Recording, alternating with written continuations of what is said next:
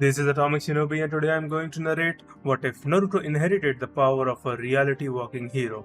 If you enjoyed this video, please like, share and subscribe to this channel. Now wasting no time, let's start the story. Gazing at his image on the water, Almaz let out a sigh. He appeared to be in his late teens, despite the fact that he was now 1201. However, he assumed that his youthful appearance could be due to the demonic energies that were flowing through his body. In the netherworlds of innumerable realities, his name was well known. Among his many titles were Demon's Death, the Flying Blades, and the Ultimate Hero. That the demons had given him such titles was not surprising. His abilities had developed over the years, and he had vanquished numerous formidable demons. He was regarded by many demons as one of the strongest human heroes to have ever traversed the different netherworlds and lived to tell the story. Throughout his millennium, Almaz lived by a single, straightforward rule. The purpose of that rule was to shield the defenseless from anyone who might misuse their abilities, whether they were demons or humans. He became more and more powerful as a result of absorbing the abilities of every evil person or demon he had defeated. Almaz, however, was aware that life was short. He was aware that he might eventually die from old age or be possessed by a demon. He had thus started his legacy. He would choose a deserving person to teach his skills to in each reality and world he encountered on his journey. After that, Almaz would depart from his followers and carry on navigating the multiverse in an effort to make amends and bring justice to the wicked. He was currently on the world 87. RT, as the inhabitants of the netherworlds call it, in reality 673. In fact, when a three-tailed demon attempted to wreak havoc on a seaside village, he had to step in. As of right now, he had turned the three-tailed demon, which resembled a big tortoise with 3 tails, into a tiny pearl. He wasn't sure what he was going to do with it yet, but since he was here, he might as well find someone deserving to continue his legacy and safeguard the world after his death. He focused on the traits he desired his disciple to possess as he cast his magic out into the waters, summoning his strength and will. After that, the spell would locate anyone who fit his requirements across a large region of the country. A smiling picture of a young adolescent boy with blonde hair emerged. Almaz felt the taint of a demonic aura surrounding the boy, and he scowled.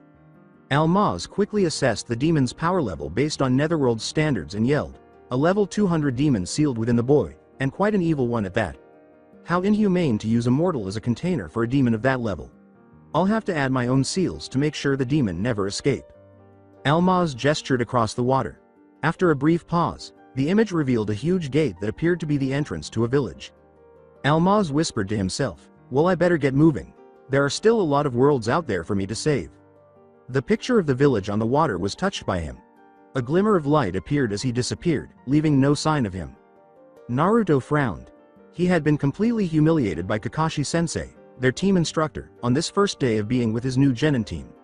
Just a few hours ago, they had the bell test, which is reportedly Kakashi's version of the final exam that all genins are required to take. Despite his best efforts, Naruto was ultimately punished by being tied to a wooden post. The fact that Team 7 passed the test today was entirely coincidental. As he made his way home through the forest, Naruto sighed and remarked, "I wish I am stronger." After the bell test was over and the day's team meeting concluded, Kakashi, Sakura, and Sasuke had already vanished. A voice behind him questioned, "Do you really mean that? To become stronger?" When Naruto turned around, he saw a young man with dark hair, dressed in black trousers and a white jacket, grinning at him. Naruto scratched his head and said, "Oh, you scared me. Who are you?" The young man said plainly, "I am Almaz. Tell me, if you have more power, what would you do with it?" Naruto instantly puffed out his chest and smiled at the stranger, saying, "I'll use it to become Hokage, of course, so that everyone will respect me." Almaz smiled slightly. "Not really the answer I was expecting, but that is still a worthy goal. You do have the potential to be a great person someday, and I have to admit, I am seldom wrong in such matters. I hereby accept you as my 80th disciple." Naruto questioned bewilderedly, "80th disciple? What are you talking about?" Almaz just grabbed Naruto's hand without saying anything. Almaz's lips quirked up as he said, "I am going to compress 5 years of training in 1 minute. Stay calm, the first time is always rough." Before the world turned around, Naruto was about to ask what he meant. Like a drawing by a very poor artist, his vision spins with a crazy array of colors. The sensation of falling from a great height passed over him before his feet made contact with solid ground, causing a sickening lurch in his stomach. After the bell test, Naruto fell to the ground and puked out the meager lunch that Sakura and Sasuke had given him. Someone grabbed him by the shoulders and dragged him to his feet. Naruto looked around him blearily and was shocked to see that he was in the middle of what appeared to be a wasteland rather than the forest. With caution, he stepped back from Almaz and turned to face him. Naruto looked around him in disbelief and asked, "Who are you? Where did you bring me to?" "I am Almaz von Almadine Adamant, protector of the innocents and upholder of justice. I am a human who had lived for 1201 years, and had honed my skills by battling against tyrants and demons throughout many realities and many different netherworlds." Almaz replied calmly. "I do know that I could not live forever, and thus I've decided to pick people worthy enough for me to pass my skills to, so that they in turn could learn to protect their own worlds and mayhap follow in my footsteps." As he attempted to comprehend everything Almaz had said, Naruto blinked, but only one thing came to him. "You're 1201 years old?" "Yes, 1201 years old.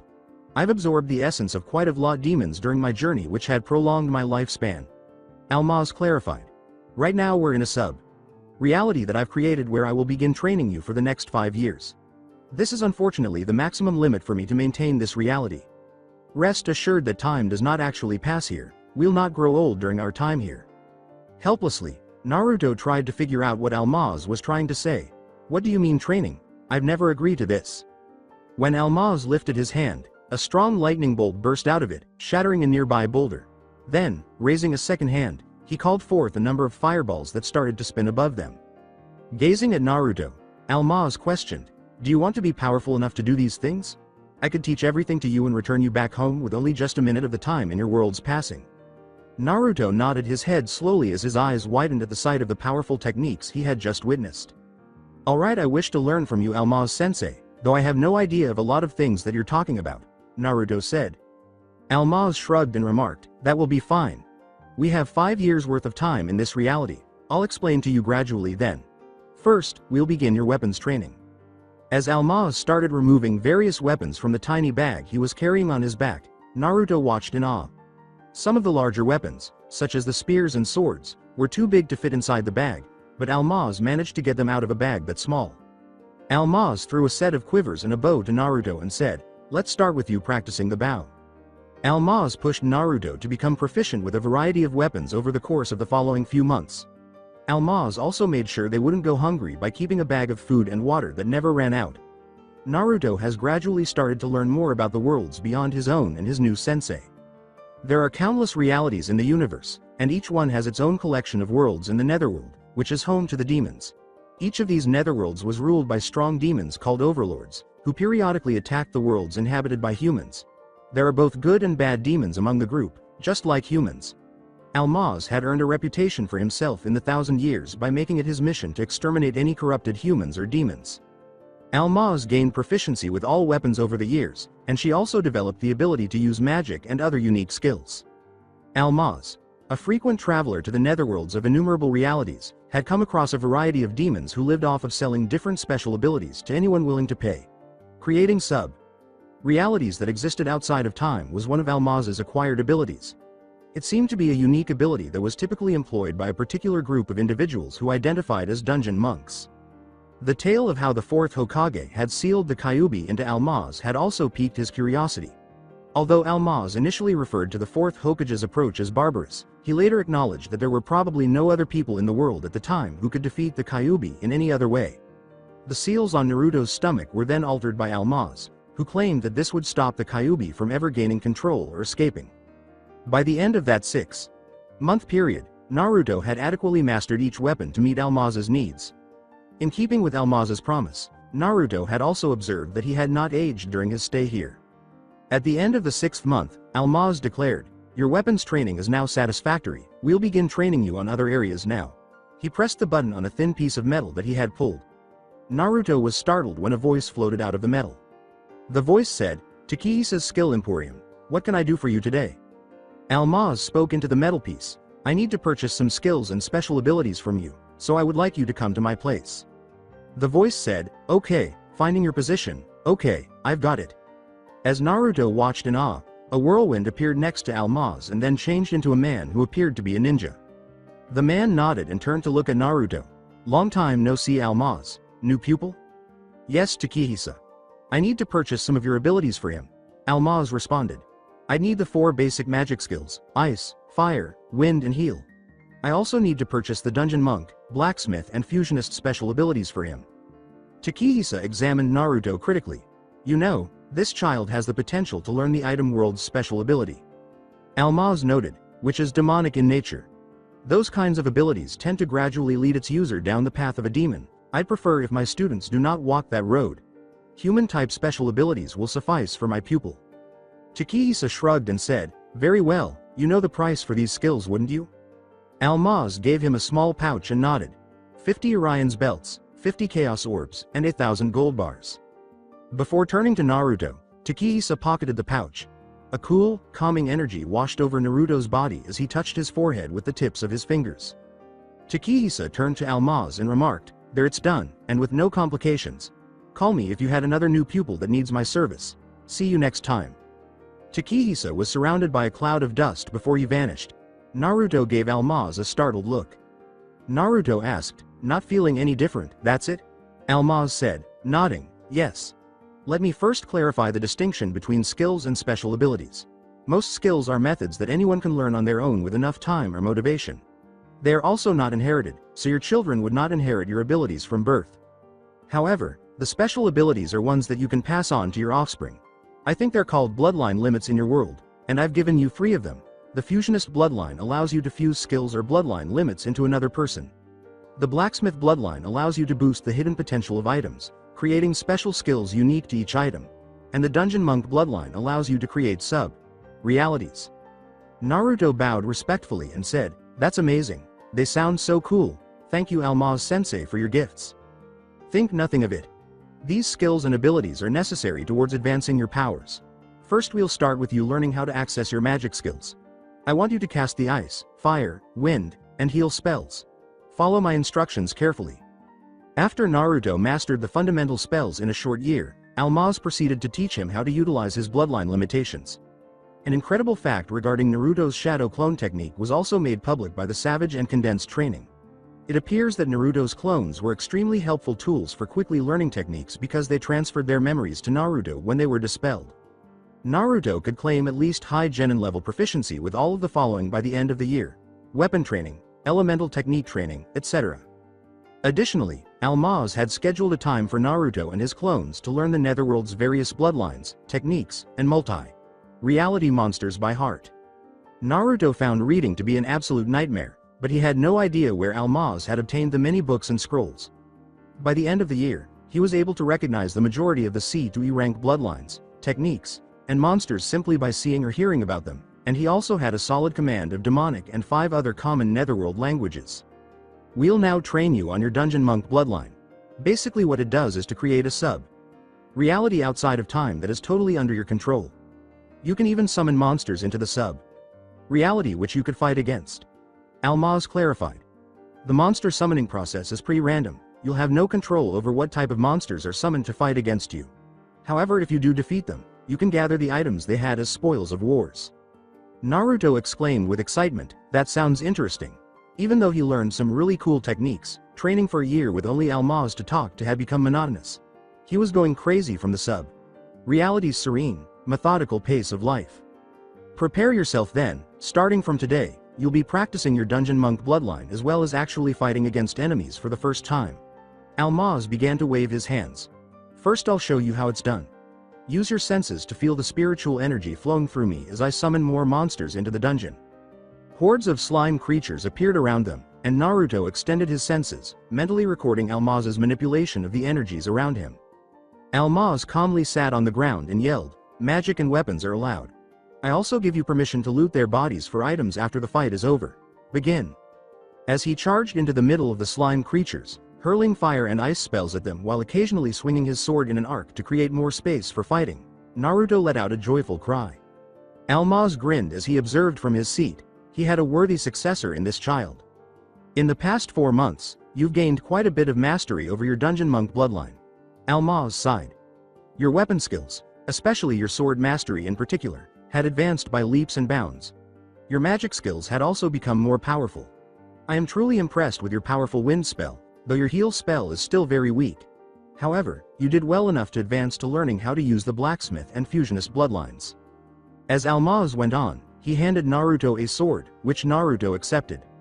The blacksmith bloodline requires you to pump your spiritual and physical energies, which you ninjas called chakra, into an object.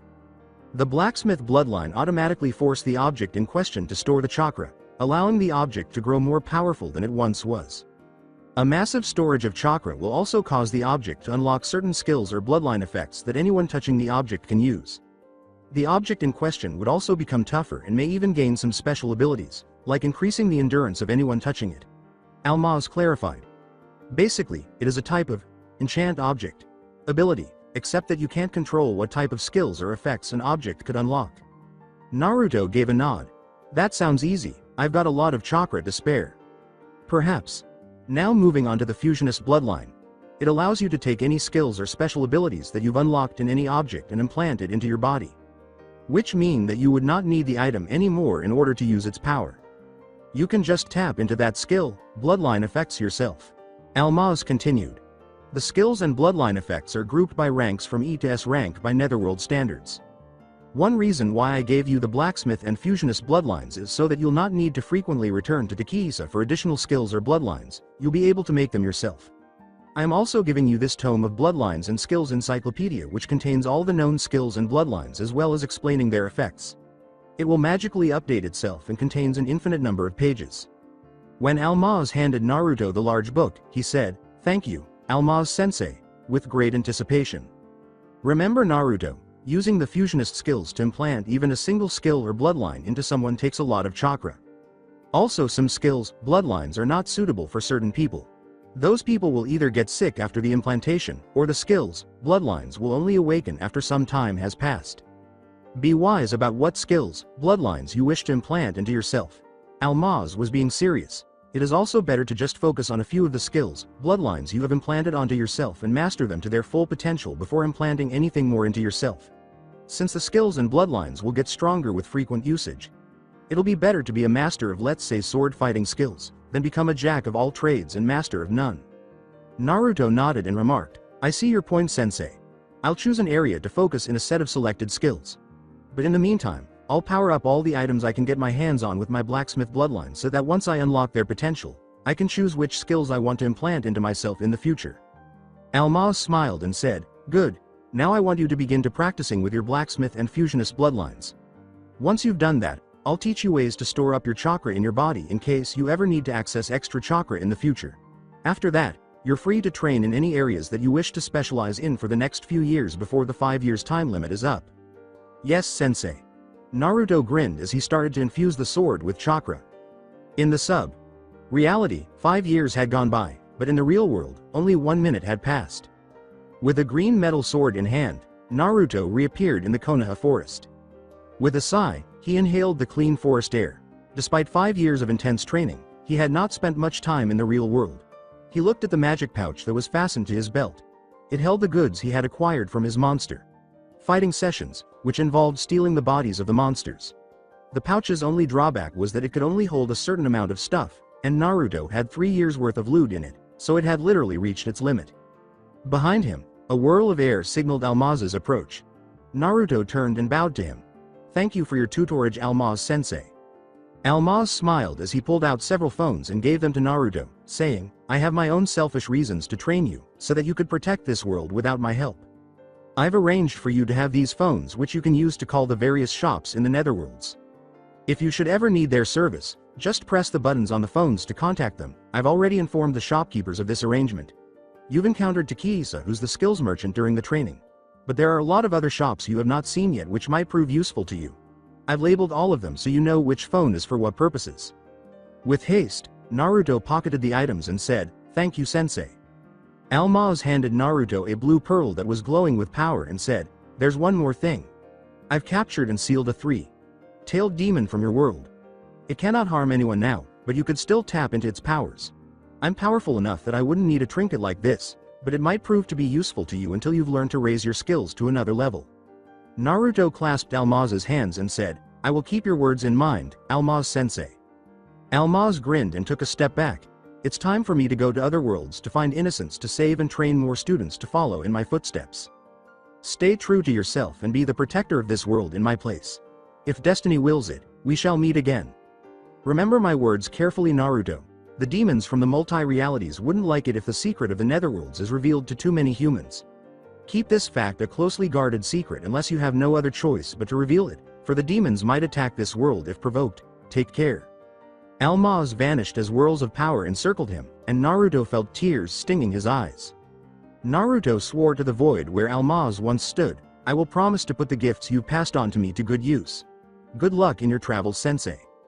Naruto took a brief break before returning to his apartment. Naruto whistled a cheerful song and declared, "Watch out Konoha, a new Naruto has arrived." On waking up the following morning, Naruto stretched his slack body and grinned. His mind was replaying yesterday's events. Only 1 minute had gone by in the real world, despite the fact that he had endured 5 years of training with Almaz. Additionally, he had developed considerable strength thanks to the abilities Almaz had purchased for him. He might not be extremely strong, but if he had to guess, he might be a high chunin or even a low jonin, skilled in using weapons and the different elemental techniques. Almaz had given Naruto the freedom to create his own training plans for the following 2 years following the completion of the first 3 years of basic training. Taking Almaz's advice to heart, Naruto spent the next 2 years honing his sword skills, wind magic, and blacksmithing abilities.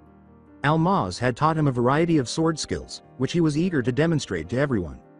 So much chakra had been poured into the sword he now carried, strengthening it and unlocking a number of special techniques. However, Naruto had enough time to implant a wide range of sword skills he had acquired by boosting other items into himself over the course of 2 years, so he wouldn't need the sword just for the skills. No, the sword's unique power, which he was unable to implant in himself, was the reason it held such a special place in his heart. His natural speed was tripled while he was wielding the sword himself. There were monsters in the sub-dimension that he could literally run circles around. He had given the crystal green sword the name Wind Fang. For this reason, he could deal a lot of damage while wielding it and was as swift as the wind. Naruto sighed as he turned his head languidly and glanced at his alarm clock. It was time to meet his new genin team. Even though he had only joined Team 7 yesterday in real life, it still felt weird because his memories of them had been clouded by 5 long years of training. He was no longer able to evoke the annoyance he had felt for Sasuke, and even his love for Sakura had faded during those protracted, solitary training sessions when he was alone with Almaz sensei. His recollection of Kakashi, whom he had only met once, was somewhat hazy. He only remembered a tall man with a face mask covering half of his face and a shock of white hair. The man's humiliation of him during the bell test was his most vivid memory of him. Naruto gave a weary shake of his head. In addition to giving him a terrible headache, the 5 years of training in the sub-dimension had seriously affected his sense of time in the outside world. He might have been better off taking things one step at a time and not giving it much thought. After cleaning up, Naruto gazed at the mirror with a critical gaze. He felt like a 17-year-old trapped in the body of a 12-year-old. Well, maybe not at 17. Since all he did was train, he didn't feel like he had grown up all that much in that time. He did, however, feel older than his appearance. It would have been challenging to explain to everyone why he appeared older, even though it might have been fortunate that he did not age in the sub-realities. After making sure he had strapped on all of his standard ninja gear, he carefully put his sword into the sheath, slung it across his back, and left his apartment. As he began to plan how he would show off to his teammates, Naruto vowed to himself, "Sakura and Sasuke, watch and be surprised at the might of Uzumaki Naruto." As Sakura observed the scene before her, she was astounded by what she saw. From his spot beneath the tree's shade, Sasuke had tensed up and was staring at Naruto with narrowed eyes. This was due to Naruto's presence in the center of the field, wielding a sword that resembled an exotic green crystal in swift, fluid movements that befitted years of practice and expertise. Sakura gaped at Naruto, her thoughts racing. What made the class idiot so proficient with a sword? In Konoha, very few ninjas were skilled with swords. Instead, most preferred smaller weapons that allowed them to kill enemies quickly and covertly. As Naruto swung his sword at a massive boulder in the distance, Sakura's eyes widened even more. The boulder was cut in 2 neat pieces by the sword's apparently sharp arc of wind. Sakura, no longer able to contain her surprise, cried out, "How did you do that? When did you even learn how to use a sword?" Sasuke, who was clearly curious as to how the class idiot had suddenly turned into a skilled swordsman, leaned forward to listen to Naruto's explanation. Naruto smirked as he said, "Oh, I've been training for years." He did this in a mysterious voice that he likely found cool. After all, a ninja has to have a few hidden techniques up his sleeves. The shadow clone technique isn't my only trump card, you know. Sasuke looked intently at Naruto and said, Are you trying to say you actually know other powerful techniques? Naruto shrugged casually, oh, mostly with different kinds of weapons. You know the usual, spears, bows, axes and staves. Though I tend to specialize more with the sword, I also have a bit of training in elemental techniques. Naruto made a slashing motion with his hand, leaving Sakura and Sasuke speechless. A ball of fire the size of a fist appeared in front of Naruto, slamming into the ground and leaving a small burnt crater in its wake. They were unaware that Kakashi was watching them from atop one of the trees, closely examining Naruto. As he left the crater, Naruto pondered, I seem to have used too much energy. He then shrugged. Well, since Kakashi-sensei is not here yet, I might as well train myself. As Naruto sheathed his sword and started to move through a number of intricate bare-handed fighting stances, the two genins and their unidentified teacher watched in shock. Although it was clear that his bare-handed fighting skills were still very undeveloped, they were noticeably better than the taijutsu stance that Naruto had been using in yesterday's bell test, which was taught at the academy. Sasuke demanded, where did you learn all these? Tell me who taught you all these techniques. You can't expect me to believe you've moved from an idiot one day to a weapon expert the next. Naruto smiled as he gave Sasuke a quick glance. I taught them to myself, I just don't want to show my true abilities so soon. But since I am a genin now, I see no point in hiding. Why, Sasuke? Are you interested in having me teach you? The suggestion that he required assistance from the class dead last made Sasuke tense. However, Naruto's current skill set was far superior to what he had anticipated from a student who had received the lowest grade in the class. Sasuke's hands flashed into a hand seal as he had a thought. Sasuke yelled, Kai, and drained himself of a burst of chakra. Naruto's expression was one of humor and incredulity as he gazed at Sasuke. Naruto burst out laughing and rolled on the ground, asking, You actually thought that I was a genjutsu? Just as Sasuke was about to respond after flushing, a kunai shot through the air, aiming for Naruto. Naruto quickly stood up and used his sword to deflect the kunai. Naruto was forced to defend himself as Kakashi struck after he appeared behind him holding another kunai. Sakura and Sasuke watched in morbid fascination as Kakashi and Naruto started fighting in front of them. Kakashi was holding a kunai in each hand, while Naruto was using his blade to defend himself. Naruto was able to match up with Kakashi on level ground, and the battle was limited to the use of weapons. Naruto was clearly having fun as he attempted to attack Kakashi, smiling a few times. After fighting for 10 minutes without a clear winner, Kakashi jumped back, avoiding Naruto as he eyed his most unexpected student. You are not a genjutsu, but the real thing. Your swordsmanship is at least the level of high chunin or maybe even low jonin. Kakashi glanced critically at Naruto and sheathed his kunai, ignoring Sakura's gasps. This kind of skill level isn't something that could be learned from a day.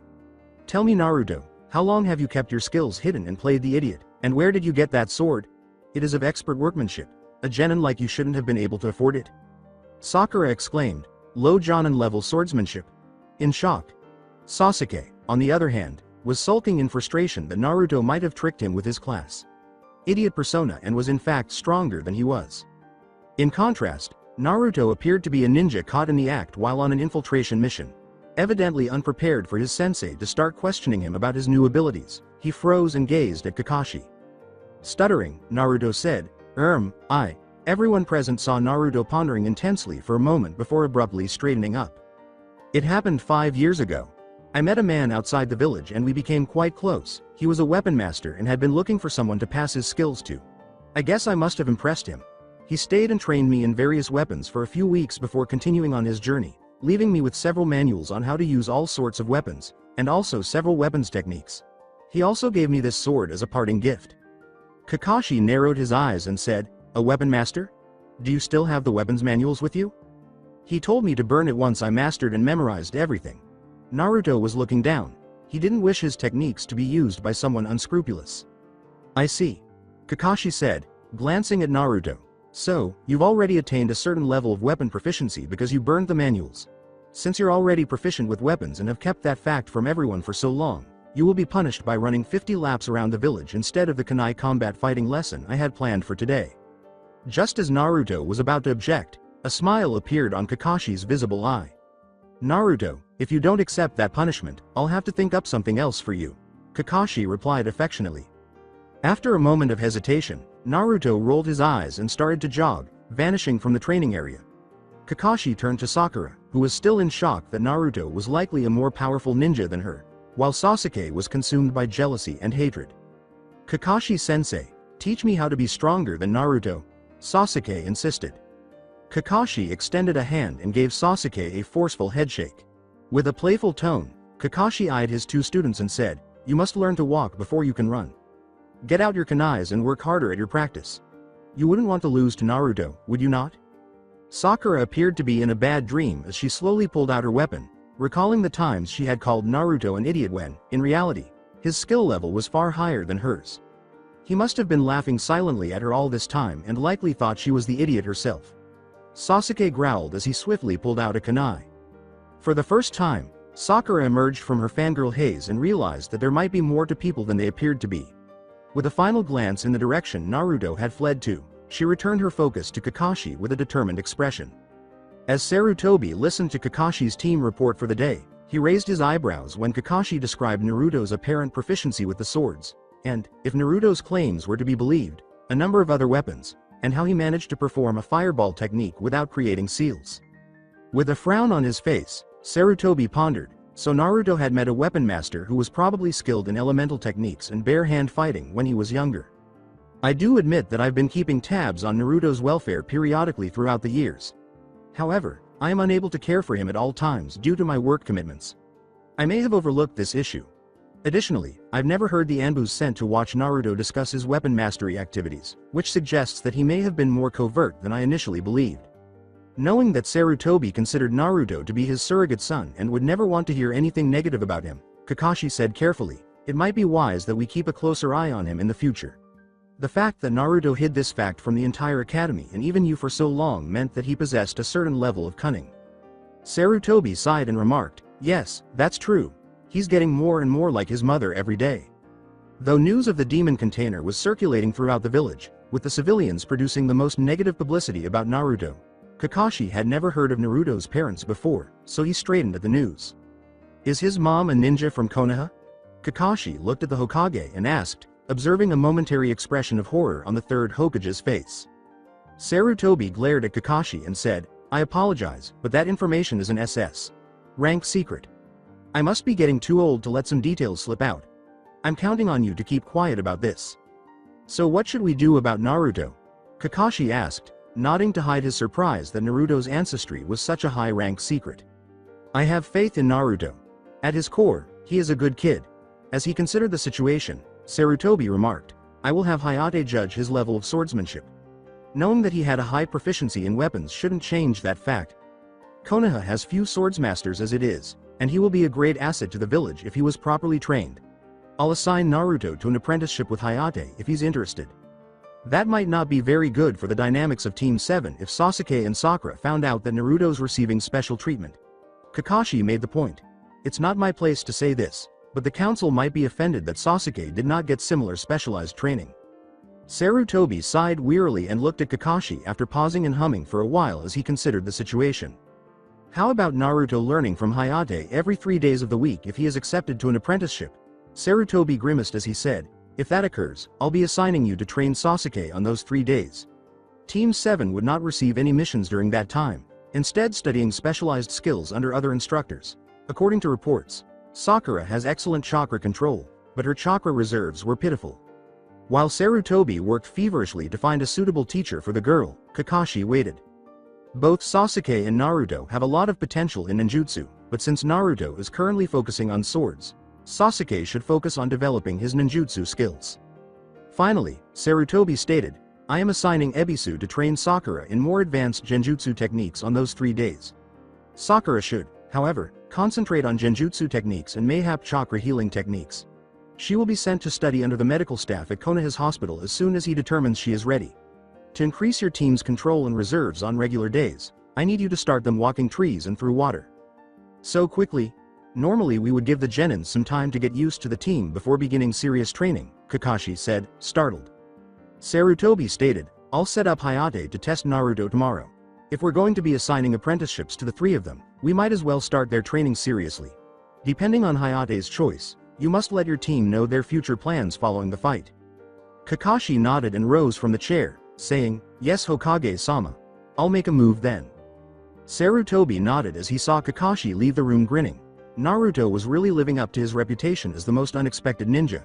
He would need to see his battle with Hayate tomorrow to fully appreciate Naruto's level of skill. Not that he did much training, Naruto sighed as he arrived home from the team training today. After forcing him to run around the village 50 times, Kakashi asked him to climb the Hokage mountain 30 times while he trained Sakura and Sasuke. By the time he had a chance to rest, Naruto was sweating profusely. The training was not all that different from what Almaz had required of him. In fact, Almaz's training sessions had been even more difficult because he had to fit all of his training into 5 years. Before preparing his equipment, Naruto quickly showered and got a kettle of water and several cups of ramen. He intended to train for a few days in the sub-reality he could create with his dungeon monk skill, which he could make last for half a year, but he didn't have an endless bag of food and water like Almaz-sensei, so he couldn't last that long in the reality. He could, of course, empty his magic pouch to make room for food and water, but that would mean he wouldn't have a place to store his loot. Naruto sighed and mentally noted that he should find out how much the Netherworld merchants charge for food and water magical bags. As he tried to access his dungeon monk powers, he settled into a quiet meditation. Because of his inexperience, it will take him a few minutes to create the sub-reality. Naruto stood motionless in his apartment while power surged around him.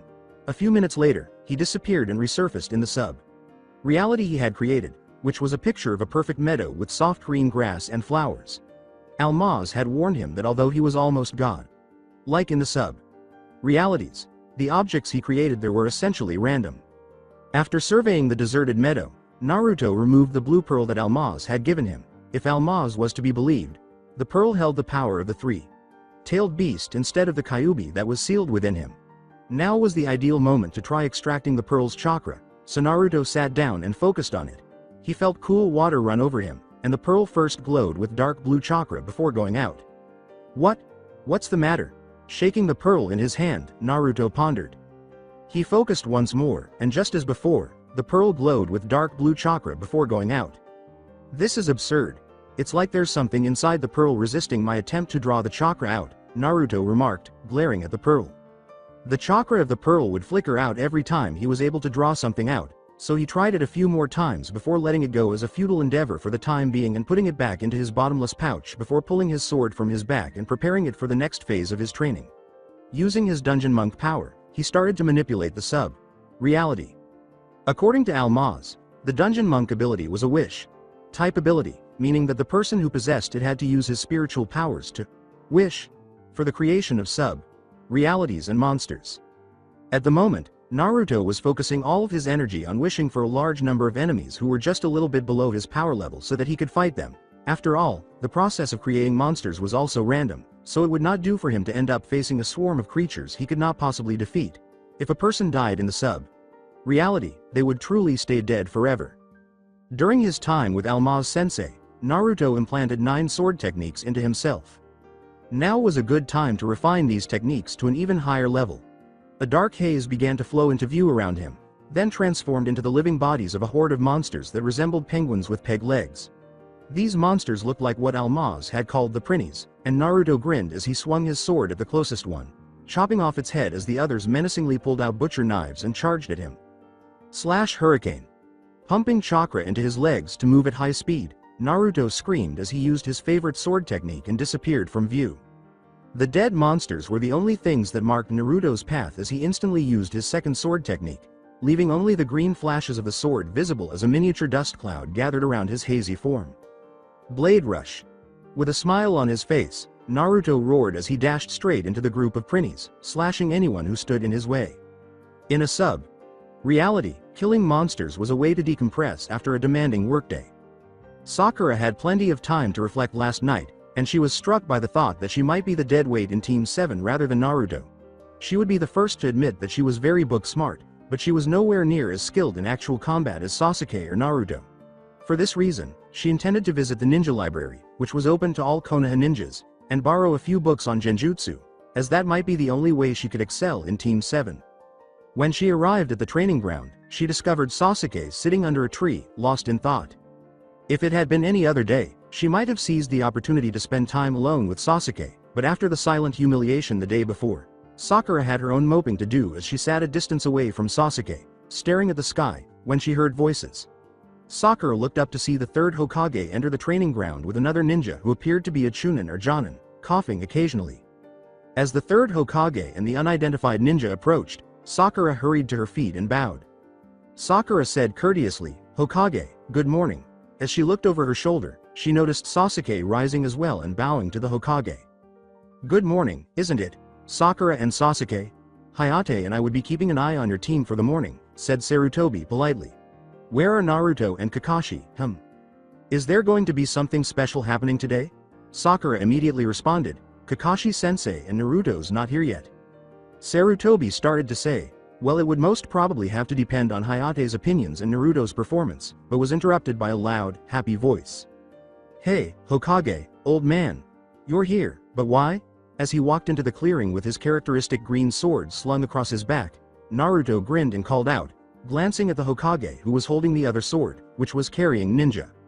"Naruto, be more courteous." Sakura turned to see that Hayate, a ninja, was also closely watching Naruto, and she hissed in embarrassment at the disrespect Naruto was displaying to the village chief. Sarutobi sighed and shook his head, turning to his side and gazing into the dense forest. "Kakashi, please stop hiding and come out now. I still have a lot of paperwork to finish. Let's wait for Kakashi to arrive before I explain." The leaves swirled, and Kakashi emerged next to the Hokage, looking embarrassed that he had been caught skulking. Kakashi started to say, I was on my way here when," but was interrupted by the third Hokage's hand wave. As he glanced at Hayate and Naruto, Sarutobi remarked, "Kakashi, what you do with your time is no business of mine. Now, Naruto, I heard from Kakashi here that apparently you've been hiding your skills from us for the past few years," he said. If Kakashi was correct, you are a very skilled swordsman. Naruto's expression changed to one of panic, as though he had been caught with his hand in the cookie jar. That is I, he said. Simply put, as it is, the glowing reports of your swordsman skills from Kakashi were quite unbelievable. Sarutobi said, "I'll listen to your explanation later. However, I have faith in Kakashi's judgment, which is why I have asked Hayate to accurately assess your swordsmanship. Since there weren't many skilled ninja swordsmen in Konoha, it would be beneficial for the Hokage to train you in that field if your skill level is that high. You will be given an apprenticeship under Hayate if you impress him." With perspiration forming on his brow, Naruto uttered feebly, "My swordsmanship isn't really that powerful." "What gives Naruto preferential treatment?" Sasuke glared at Naruto and demanded. Now. Apprenticeship would not only be given to Naruto. All of you would be learning specialized skills under a Jonin every 3 days of the week if Hayate agreed to take Naruto in, Sarutobi said calmingly, adding that Sakura would be apprenticed to a unique Jonin named Ebisu. Under Kakashi, Sasuke would specialize in ninjutsu. However, if Hayate was not sufficiently impressed by Naruto to start the apprenticeship program, none of these things would occur. "What?" Sakura, who had never heard of any teens receiving specialized training before, said, staring at the Hokage in disbelief. "Isn't that because you want to treat every member of the team fairly?" Sasuke hastily came to the conclusion that if Naruto is an apprentice, then we will also be assigned to one. "Naruto, you have better not stop me from the path of becoming powerful, you better win that apprenticeship," he said. Sasuke's intense gaze caused Naruto to grimace. "Don't I have a say in this?" "No," Sasuke said instantly.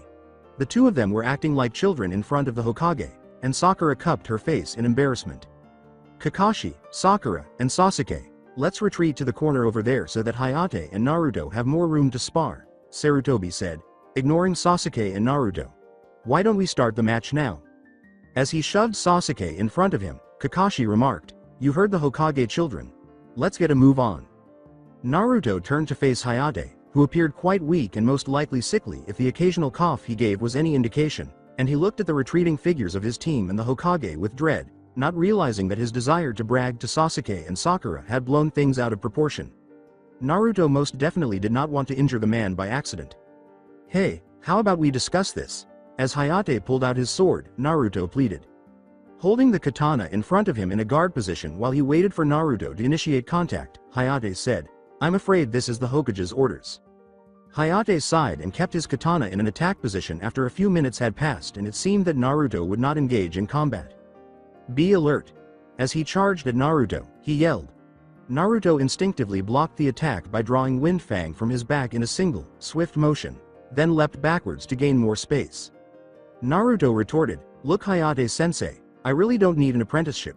He then stopped all of the attacks that were directed at him. You're concealing your actual ability. Is honoring your blade by doing that. Cough. As his sword moves grew more rapid and forceful, Hayate uttered those words. As Naruto's sword moved in a blur, deflecting all of the offensive strikes, Hayate narrowed his eyes and a smile appeared on the swordsman's pale face. I see Kakashi was right in saying you're at least Chunin level in your swordsmanship. A beginner would not have managed to block all my strikes so effortlessly. Hayate laughed weakly. Naruto, I am not sure of your reason why you're hiding your skills, but a true swordsman would not hold back. I could harm you. With his blade held defensively in front of him, Naruto objected. There's no need for you to hold back, said Hayate, grinning at Naruto. I am a special Jonin who specialized in the sword. Having already blown his ability with the sword when Kakashi discovered him flaunting it yesterday, Naruto sighed and then squared his shoulders, facing Hayate seriously. Aside from Almaz, he had not faced another swordsman, so maybe now was the time to find out if his skills were truly as good as he believed. Naruto glanced at Hayate hesitantly before turning to face the Hokage and his team who were watching the fight in the distance. Naruto prepared his sword and said, Okay, I'll be serious then. I'll show you my favorite move. Slash from Hurricane. Hayate's eyes widened as Naruto disappeared, and he quickly raised his katana to deflect the blow after seeing a flash of green to his left. In a matter of seconds, Hayate was on the defensive, defending against the sword's powerful thrusts in all directions, while a cloud of dust swirled around him as Naruto ran quickly around Hayate, unleashing his attack and enclosing him in a space where Hayate had no chance to resume his offensive strikes. As Naruto emerged in the distance, smiling at Hayate, the dust clouds that had been swirling around her slowed and started to settle. You're quite competent. You really stopped all of my attacks, Naruto uttered, clearly taken aback. Cough. Same to you. Hayate grinned and said, I agree with the apprenticeship based just on the technique you just demonstrated. But since we have that opportunity, what if we let loose and truly fight to the end? With excitement in his eyes, Naruto smiled. Naruto grinned and said, No more holding back for me then if you agree to do the same. Hayate nodded and remarked, Let the real fight begin. Although Hayate could sense the enormous amount of chakra that had been built up, Naruto struck his sword in a stance that was different from any he had ever seen. Let's see how you respond to Slayer's Descent, my ultimate move. With excitement, Naruto called out. Then, as if the dark chakra were wings that carried the boy, Hayate watched in shock as a huge pulse of chakra exploded from Naruto's feet, shooting him up into the air. The small figure of Naruto in the sky was surrounded by a dark, black, and red aura unlike anything he had ever seen, and the dark chakra began to build up around his distinctive green blade, which he swung, sending an oppressive wave of chakra at Hayate. There was a loud explosion, and Hayate swiftly swung his katana up to deflect the pieces of debris shooting in all directions, making several hand seals as he used the body flicker technique to get to safety. When he turned to where he had been standing, he saw melted rocks and broken ground, and the devastation stretched out in a wide radius from his previous position. He turned and saw Naruto, his leg trembling, leaning feebly on the sword he had driven into the ground. Huff. Huff. Naruto gasped and fell to the ground, and Hayate hurried over to him. He could see the Hokage and the other members of Team 7 moving quickly in his direction. How are you, Naruto? As she hurriedly checked the boy's pulse, Hayate inquired. Naruto leaned on the grass and mumbled, Sorry, I always. Huff. Have a problem with Slayer's Descent. Changing my chakra to dark and fire elemental chakra always drained me. Elemental chakra for fire and darkness. I didn't know there was a dark chakra type, Sarutobi said, standing over Naruto and seemingly listening to what Naruto had to say as he quickly examined Naruto for wounds. I'm starting to have serious concerns about the story you told Kakashi. A typical swordsman would never teach such potent techniques to a random child and then abandon them for the child to learn on his own. Gazing into the serious eyes of the Hokage, Naruto swallowed and his face turned pale. I've known you since you were a child, Naruto, and Sarutobi said sternly, You can't lie to me, Naruto. The truth, Naruto. Despite his grimace, Naruto saw the expression on Sarutobi's face, which he recognized from his years of friendship with the elderly man and which indicated that the Hokage was not going to back down. Naruto sighed and silently cursed himself for being so arrogant, which had led to his current situation. Reluctantly, Naruto said, All right, but I can only tell you in private if you swear not to tell anyone else. Sarutobi nodded to Kakashi and continued, That'll do for me. He turned back to face the devastation Naruto had caused with his final technique, with Sakura and Sasuke standing next to him, both of them staring at the scene in varying degrees of shock. Naruto's suffering from tiredness due to overexertion of his chakra coils, Sarutobi said. He still had a lot of chakra reserves, though, which would allow his chakra coils to heal in a short while. Meanwhile, we'll give him some time to rest. Sasuke, Sakura, keep an eye on him. Come with me, Kakashi and Hayate, we need to talk about something. With a sigh, Sarutobi turned to face his two ninjas and gestured for Kakashi and Hayate to follow him as they moved into the trees where they would not be heard. What do you think of Naruto's abilities right now? Sarutobi said wearily. Naruto's hiding something, I'll get the truth out of him later. I'm inclined to advocate for him to be a unique Jonin in swords after seeing his most recent sword technique. Kakashi said, I've had a hard time believing that he learned that technique on his own, and the strange chakra wings that came out of him just now were unlike anything I've sensed before. The only thing holding that back is that technique apparently strained the body to the extent that he needed to rest, leaving him open to attacks. After witnessing that final technique, Hayate shook his head and remarked, I've never heard of any sword techniques that uses chakra blasts to such an extent. He agreed with Kakashi's assertion. Apprenticeship would not be successful. If it's okay with you, I'd like to work with Naruto. We have a lot to learn from one another. If he taught me his sword skills, I wouldn't mind teaching him mine. I might also be able to help him figure out that Slayer's descent sword technique he was having trouble with. Also, the role of special chunin in swords might be appropriate since he might not be able to make the mark for special jonin.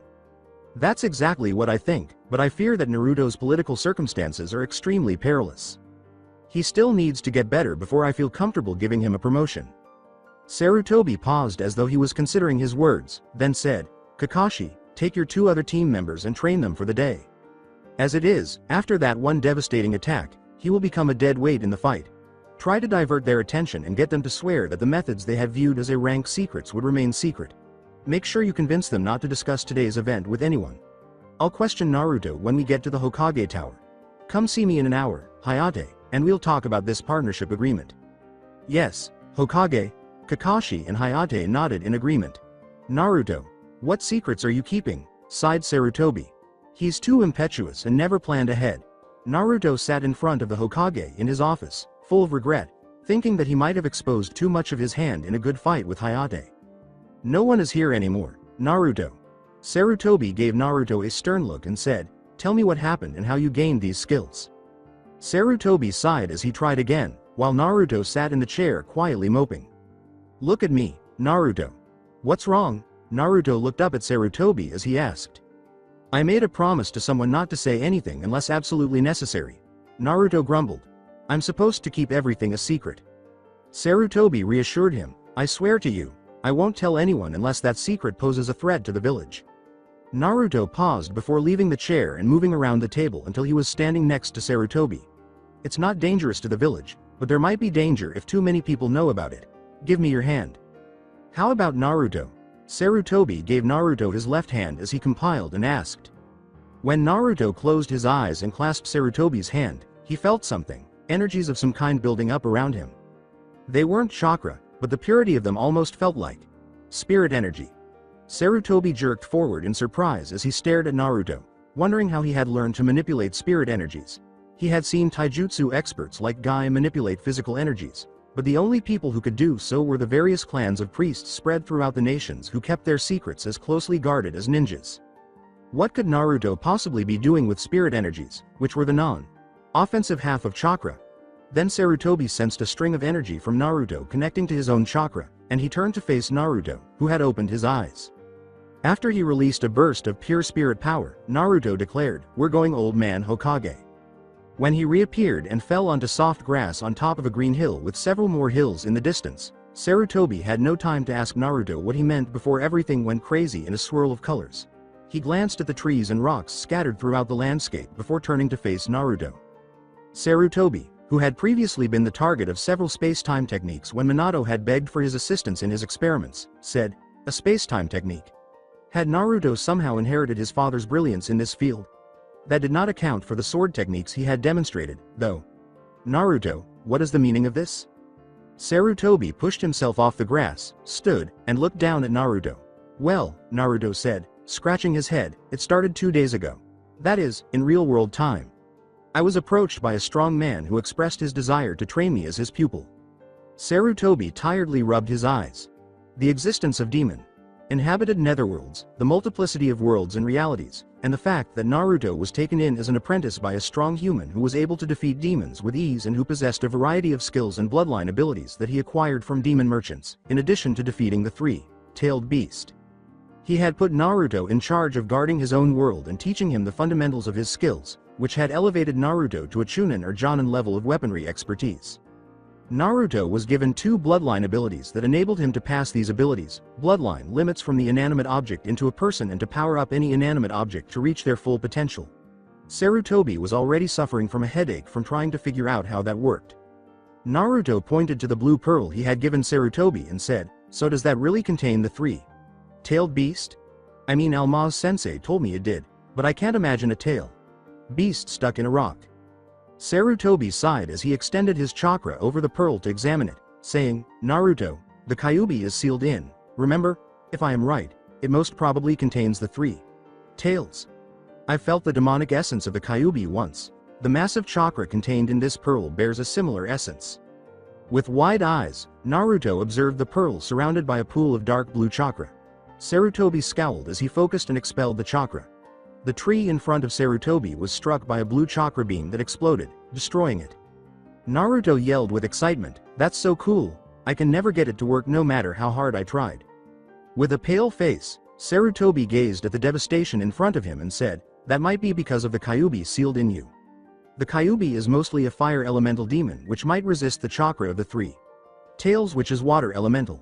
He was getting heartburn thinking about how much damage Naruto could do with the stone if he ever succeeded in using the 3 tails sealed powers correctly. "Naruto, I am safe keeping the pearl." Naruto shrugged after glancing at Sarutobi's grave expression. "Take it if you want, I can't get it to work anyway. But now that you know my secret, can you please not tell anyone?" Sarutobi said, "Child, I've never broken any of my promises I made to you, and I am not going to break any promises to you now. However, I can see potential in using this dungeon monk bloodline for intensive training purposes, and your connection to the demon merchants that allows you to buy powerful items and bloodline abilities is an advantage to the village I cannot overlook." Naruto grinned and exclaimed, "Yeah, Almaz-sensei gave me the coolest gifts. I will need to become stronger so I can protect this world as he meant for me to do." After considering everything Naruto had told him, Sarutobi sighed and remarked, "He sounds like a most honorable man. Naruto, would you mind hearing the selfish request of an old man?" Naruto scratched his head in shame and remarked, Sure, old man Hokage. You're the only one who has been there for me throughout my life from the beginning. I have a special team of ninjas that are extremely loyal to me and they could be trusted to keep a secret. I'd like for you to create dungeons for their training. You say that the maximum level of time you can keep someone in a dungeon is half a year, isn't it?" Sarutobi inquired. "And since they will remain ageless here, it makes for the perfect training spot. They would not be told anything of the netherworlds or the demons. They'll only be told that you have a special space-time bloodline that allows for the creation of these sub-realities. Your bloodline is also an SS rank secret. You'll of course be paid for your services every time we need a dungeon as secret A rank missions that would be listed in public profile as A rank research missions. SS rank secret and A rank missions. Wow!" exclaimed Naruto, his eyes gleaming. "Sure, I can create dungeons for them if they wouldn't ask about the netherworlds. Leave that part to me. But for the plan to work, we'll also need to create a cover for you so that if any of them ask you any questions, you'll know how to handle it." Sarutobi responded with a quick thought. "It might be best if we let them think the dungeon monk, blacksmith and fusionist abilities are the one and the same. We'll also reveal that you found your abilities a few days before the Genin exams and have managed to train your skills to your current level after spending months in the sub-reality." Naruto nodded eagerly and said, "Okay. Now Naruto, you've said you possessed a cache of items that you've powered up during the training sessions with this Almaz fellow." Sarutobi asked. "And those powered up items contain skills and bloodline abilities that you currently have no use for.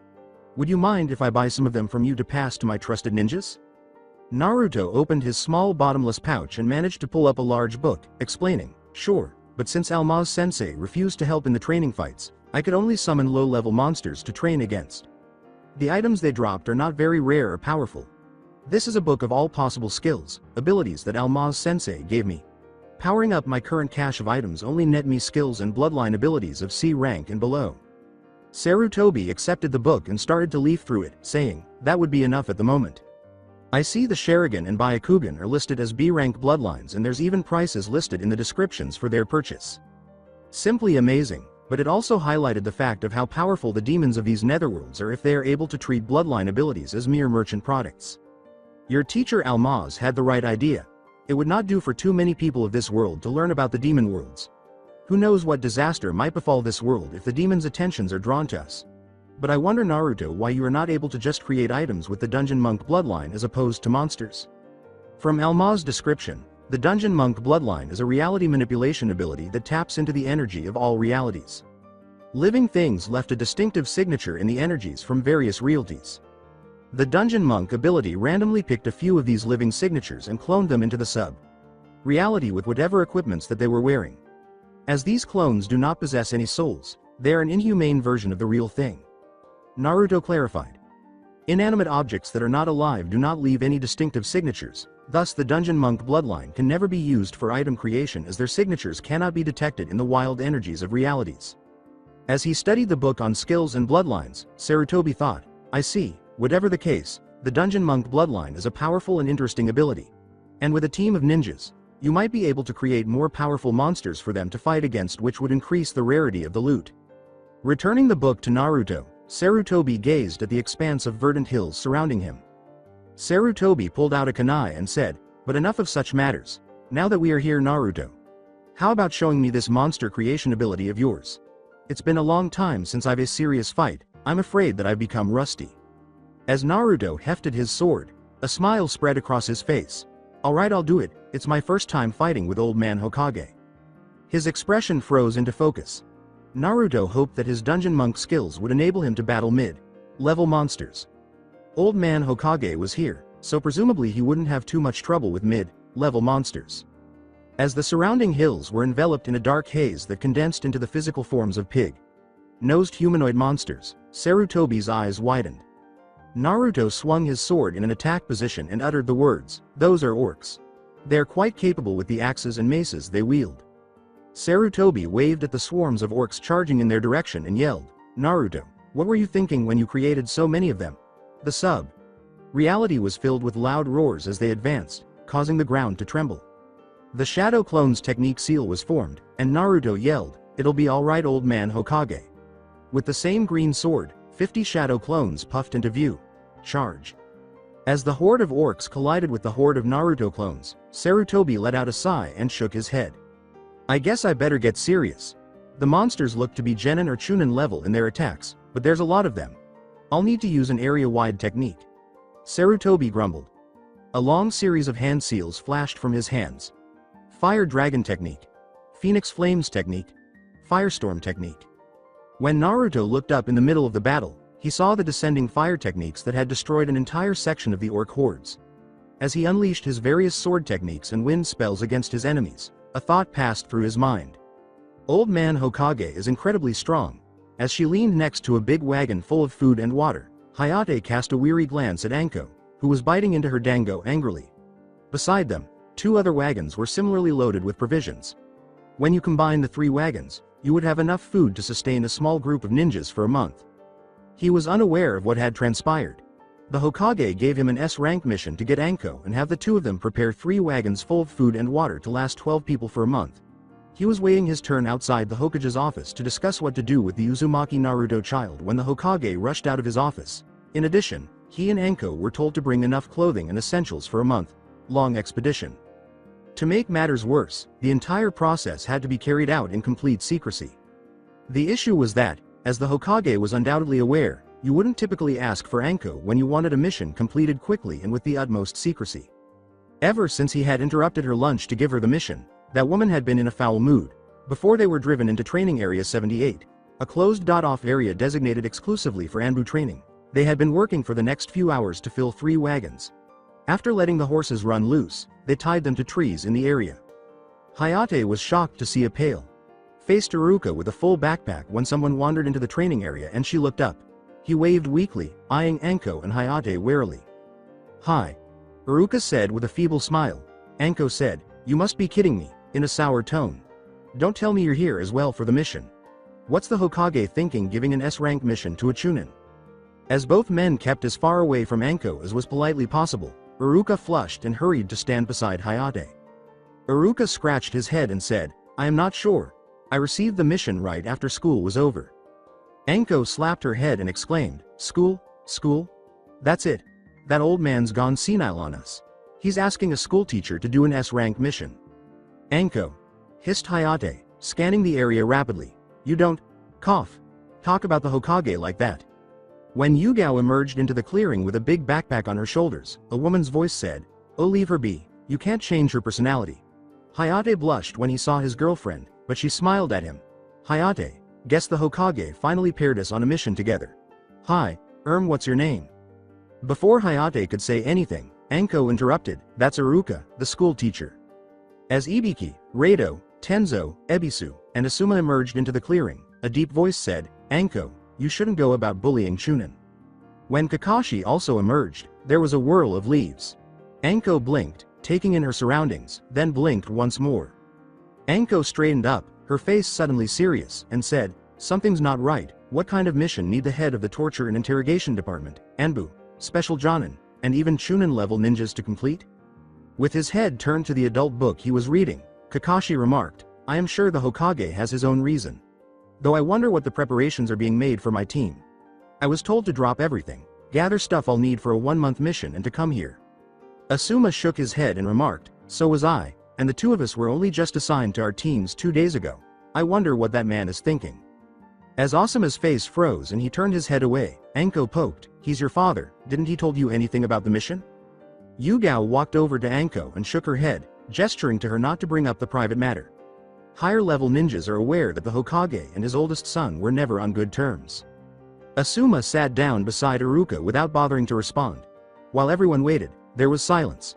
A few minutes later, there was a commotion in the forest, and everyone stood up as the third Hokage entered the clearing with his battle gear and a large backpack on his shoulders. Naruto, who was similarly equipped but without any battle gear, then followed. The silence was broken by Kakashi's question, Naruto? His eyes were clearly wide with surprise. Hi Kakashi-sensei. We're going to have some fun, Naruto exclaimed with a hearty, pumping motion. Naruto froze as a sudden wave of murderous intent swept across the clearing. Sweetly, Anko said, Hokage-sama, did you happen to misfile the rank of the mission? Cause an S-rank mission is not a field trip. Asuma pointed out sharply, I must also point out the peculiarities in this mission. Sarutobi turned to his assembled ninjas and smiled. All will be revealed in a few minutes. Everyone, gather around the wagons.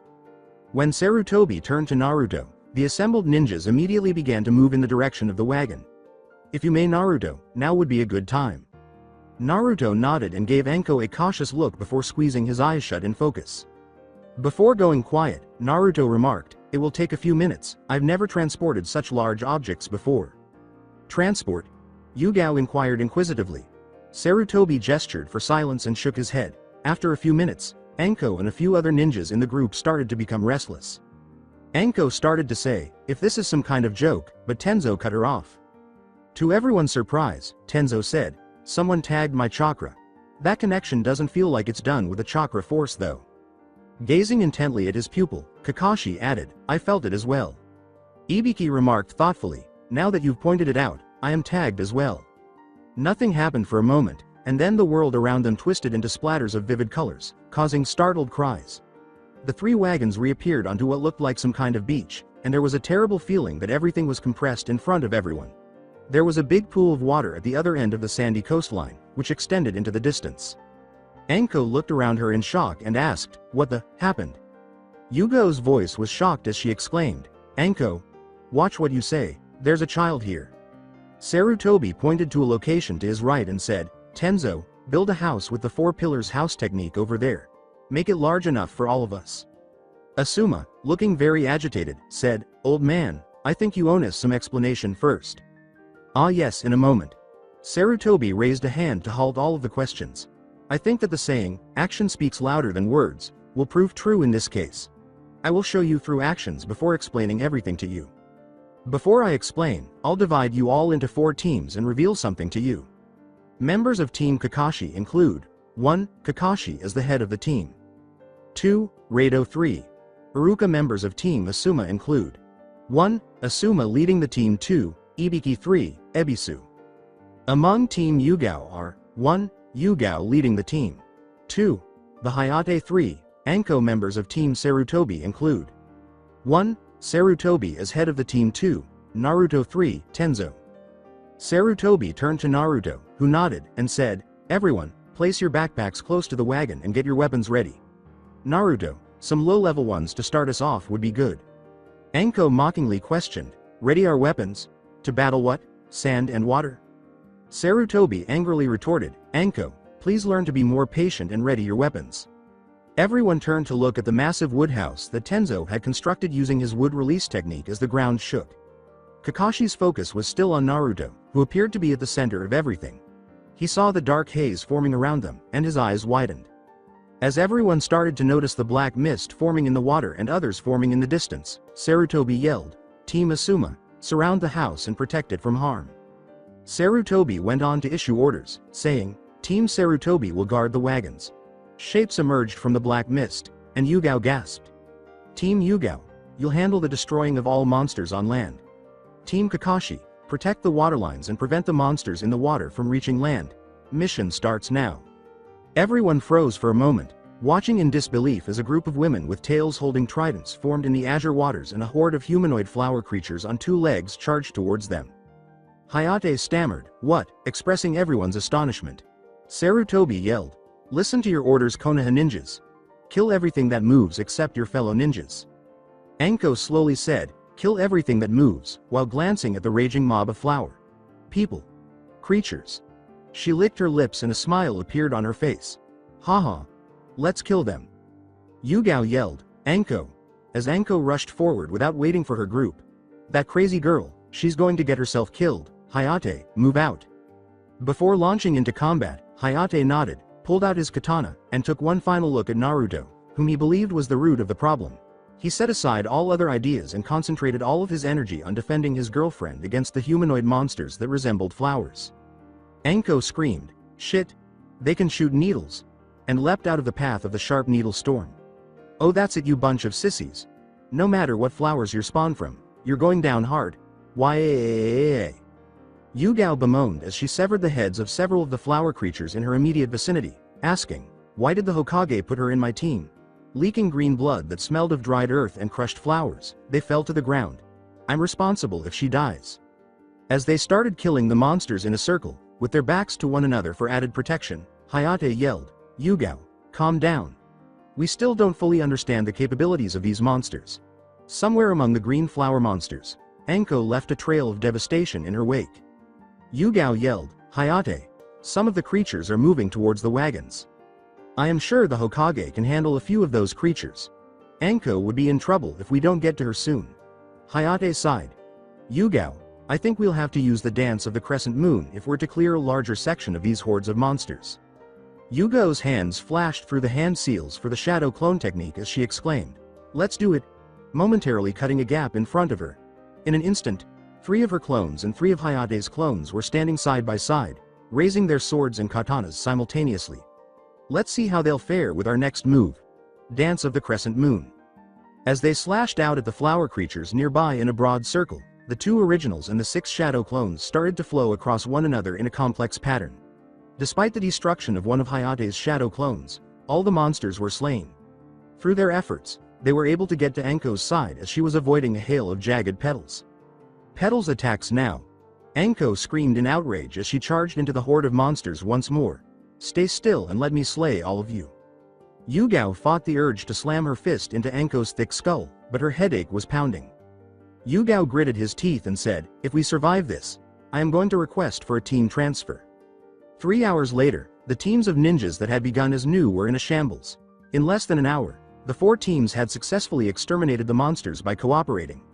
Then, for the next 2 hours, they had scavenged anything valuable from the creatures' bodies, with the Hokage promising to explain once they had completed the task.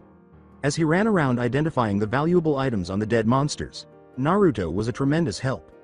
He had referred to the fish women as mermaids, and noted the great value of their scales and tridents in particular.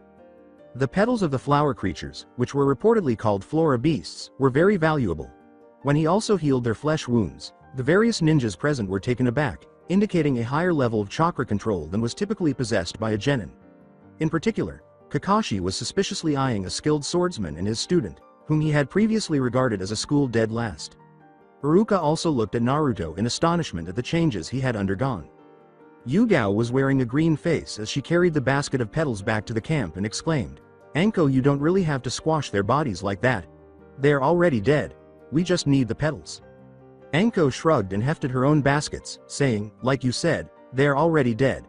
We just need their petals, and they smell so good when their juices came out, like freshly mowed earth." Anko's words caused Yugao to become even more green. As he carried his own basket, Hayate shook his head at Anko's antics and put an arm around her shoulder to reassure her. From behind them, Ibiki frowned in fear and said, "Anko, you really need to learn some restraint. The dead should be respected. I do not totally approve of the Hokage's behavior of looting these creatures' bodies." Asuma's voice was heavy as she asked, "But how did those monsters appear and how did we get here?" His group was tasked with assisting Yugao in collecting the petals. "I've checked. This is not some complicated genjutsu. Everything here is real. I have a very strong suspicion that boy Naruto is at the root of everything. My father had been deferring to him several times before each event happened." Anko sighed happily and said, "I do whatever he asked of me if he can make more of these monsters appear again." As they returned to the camp, Yugao rolled her eyes behind Anko's back. The baskets filled with petals were set up next to the wagons by the two teams. There were already baskets of shining fish scales and stacks of jeweled tridents carefully set aside in one corner. Yugao led her teams back to the current location where Team Kakashi and the Hokage were assembled. As they got closer, Anko held her nose and said, "Yeech, all of you smell of fish." Rado responded angrily, "You try plucking the scales off 60 over of those mermaid creatures without smelling as I do before saying anything else. I felt like a fishmonger in the wet market." Sarutobi called everyone to attention and said, "Now quiet down everyone. I believe it's time for an explanation." Darkly, Asuma said, "At last. Stop treating us like your playthings, father." Gazing at his son, Sarutobi let out a sigh. "What I am going to reveal to you is an SS rank secret. You'll be the only ones currently told of this, and you're all gathered here because among all of Konoha's ninjas you are the most trustworthy and loyal to the village. For your case, Iruka, Naruto specifically insisted on you being involved in this mission." The declaration of the Hokage's faith in her caused Anko's eyes to widen. As the Hokage went on to justify his actions in the quiet, a flush appeared on her face for the first time in years. Meanwhile, Iruka looked at Naruto with astonishment. Sarutobi put a hand on Naruto's shoulders and said, "I entrust you with this secret because a child's life could be threatened if this information falls into the wrong hands. You're not to reveal what I am going to tell you to even the village elders, and most definitely not to the council." Naruto had a unique and potent bloodline limit that just came to life. In addition to summoning hordes of random monsters into this reality, I won't bore you with the technical details, but you should know that these creatures that are created are flesh clones of the original creatures. They bear no souls, which results in their hostility against any living beings. He possesses the ability to manipulate space, time itself, creating a small reality that exists outside of time and space. He is currently able to maintain that reality, as he calls it, for a duration of 6 months, while only a minute of time passes in the real world. The loot that was taken from the monsters is also real, permanent, and of great value. Naruto also had a few other abilities through his bloodline, which I would not explain at this time, but I'm sure that all of you can imagine what will happen to Naruto's if even this aspect of his bloodline is revealed. This makes it an ideal training ground because one could essentially spend months of intense training here without aging and return to our own world after just a minute has passed. With a slow gaze, Ibiki said, "If I had not experienced everything firsthand, I would not have believed it." Naruto was smiling at them. "But once the secret is out, the council will turn this child into a power pawn, and that's nothing compared to what the other ninja villages would do if they know of the existence of such a bloodline. Such a powerful bloodline might even be the trigger of wars between the ninja villages." With a weary shake of his head, Kakashi remarked to Naruto, "You really are the most striking ninja of the academy." But that did not explain how he gained his skills with the sword. Sarutobi gave Kakashi a look that indicated the matter was resolved, saying, "We'll leave that matter aside for the future. We'll rest for the day. Since the reality has no passage of time, we'll begin the next day after the timer rang at the 6th hour. You'll all be under intensive training here for the next 1 month worth of time or until our food supply ran out," Sarutobi said as he glanced at his fellow warriors. "Go rest and freshen up. We need to shift all our supplies into the house tomorrow before we really begin our training. Naruto, you can spend your time on the other task I assigned to you. Team Sarutobi would be permanently assigned to guarding of the house so you'll not be in any serious combat. Hayate, Rado, Yugao. I'll like the three of you to coach Naruto in your individual sword techniques. Sarutobi kept staring at the three ninjas selected. Naruto has agreed to share his sword techniques with you three as well. Alright Konoha ninjas, stand down, you're all dismissed. Rado went to his backpack to get some new clothes and said, I'm not sure what the kid could teach me, but I'm off to have a bath. With a whiff of the fishy odor emanating from Team Kakashi, Anko remarked, well, you guys can take a bath in the lake first. We ladies will come after you've finished. She looked back and saw Ibiki leaving the house. Ibiki, where are you going? The monsters created by the kid may be soulless creatures, but I'll still like to give them a decent burial. It's only right after we've gained so much from their bodies, Ibiki said before proceeding to leave. Sarutobi sighed as he glanced at Ibiki's leaving back. Ibiki's right, we should respect the dead, whether they are soulless or not. That's the Konoha way. Resting time will be extended to 8 hours. Those that wish to help Ibiki with the burial of the flora beasts can do so. I'll handle the burial of the mermaids. Naruto, the task assigned to you is more important, concentrate on it. Naruto nodded and walked over to where the battle loot was deposited, while the other ninjas watched as the Hokage headed for the lake. As Yugao dragged Hayate to follow the Hokage, Anko shrugged and continued walking in the direction Ibiki had vanished to. After hesitating to discuss what had happened with Naruto, Iruka turned to face the Hokages retreating back. Kakashi commanded, Yugao, Hayate, go and help Ibiki. My team already had the smell of fish on us, we'll help the Hokage. Rado, Iruka, let's go. Asuma turned to Ebisu and said sardonically, I don't like fish. Ebisu, go help the Hokage, I am going after Ibiki. Ebisu looked at Asuma and said, what, as he turned to leave. He muttered to himself as he walked toward the lake and shook his head. That Asuma, isn't this a misuse of his team leader position? This has been one messed up night. I suppose I should be glad that the Hokage trusted me enough to let me into this mission, but... As the sunglass wearing ninja vanished into the distance, Naruto looked at him and smiled. It had been entertaining to watch the astonished looks on so many Jonins' faces. Nothing bad would happen as long as they were unaware of the netherworlds. He had to do something else now. He reached into the basket of petals, pulled out a single petal, and focused all of his chakra on it. He then used his blacksmith skill to power up the single petal, unlocking all the skills it might have. As the petal absorbed the chakra, a blue glow encircled it. There were still a lot of things to power up, and the night was still young. When Iruka awoke the following morning, he stared at the strange ceiling and wondered where he was. His mind was suddenly filled with flashbacks to the events of the previous few hours. He glanced at the timer he had set next to his possessions. It appeared that 5 hours had gone by based on the timer. He had to meet the Hokage and the others outside the house in an hour. Iruka opened his room door and looked down the hallway. With a few extra rooms to store their belongings, Tenzo had made the house roomy enough for everyone to have a room to themselves. Because the Hokage had left instructions that Naruto should not be disturbed in his own room, Iruka had been unable to speak with him last night. The notion that his favorite and most naughty student had somehow roused a strong and enigmatic bloodline limit was hard for Iruka to comprehend. Although the man had appeared willing to overlook the issue for the time being, Kakashi had also appeared troubled by that fact. Fearing that Naruto might still be asleep, he walked to the room that was designated for him and gently knocked on the door. Naruto's drowsy voice called through the wooden door, "Come in." Naruto is attempting to untangle himself from his blanket when Iruka slides the door open. Naruto threw the blankets aside and exclaimed, "Iruka-sensei." With excitement upon seeing Iruka. "What do you think? Pretty cool mission, huh?" Iruka grinned at Naruto's boisterous demeanor, although he appeared a little more settled and self-assured. This Naruto was still the same Naruto he had known since academy days. Iruka smiled and remarked, "Yes, this is an amazing training mission. But about your bloodline limit, when did it awaken?" Naruto said, "Actually a few days before the Genin exams. I was mostly exploring on my own then." He said this while reaching to his bedside and retrieving a small pouch. "The Hokage asked me to keep it a secret when I told him, and when he told me he wanted to use my ability for training missions, I asked for you at once." As he watched Naruto fumble for his shoes, Iruka remarked, "That's very considerate of you, but I'm afraid my combat skills are nothing compared to the rest of the Jonins." Naruto found his missing shoes and triumphantly put them on, saying, "That's exactly why I asked Hokage to add you into this mission. What's the point of a training mission if you're only going to help powerful ninjas get even more powerful?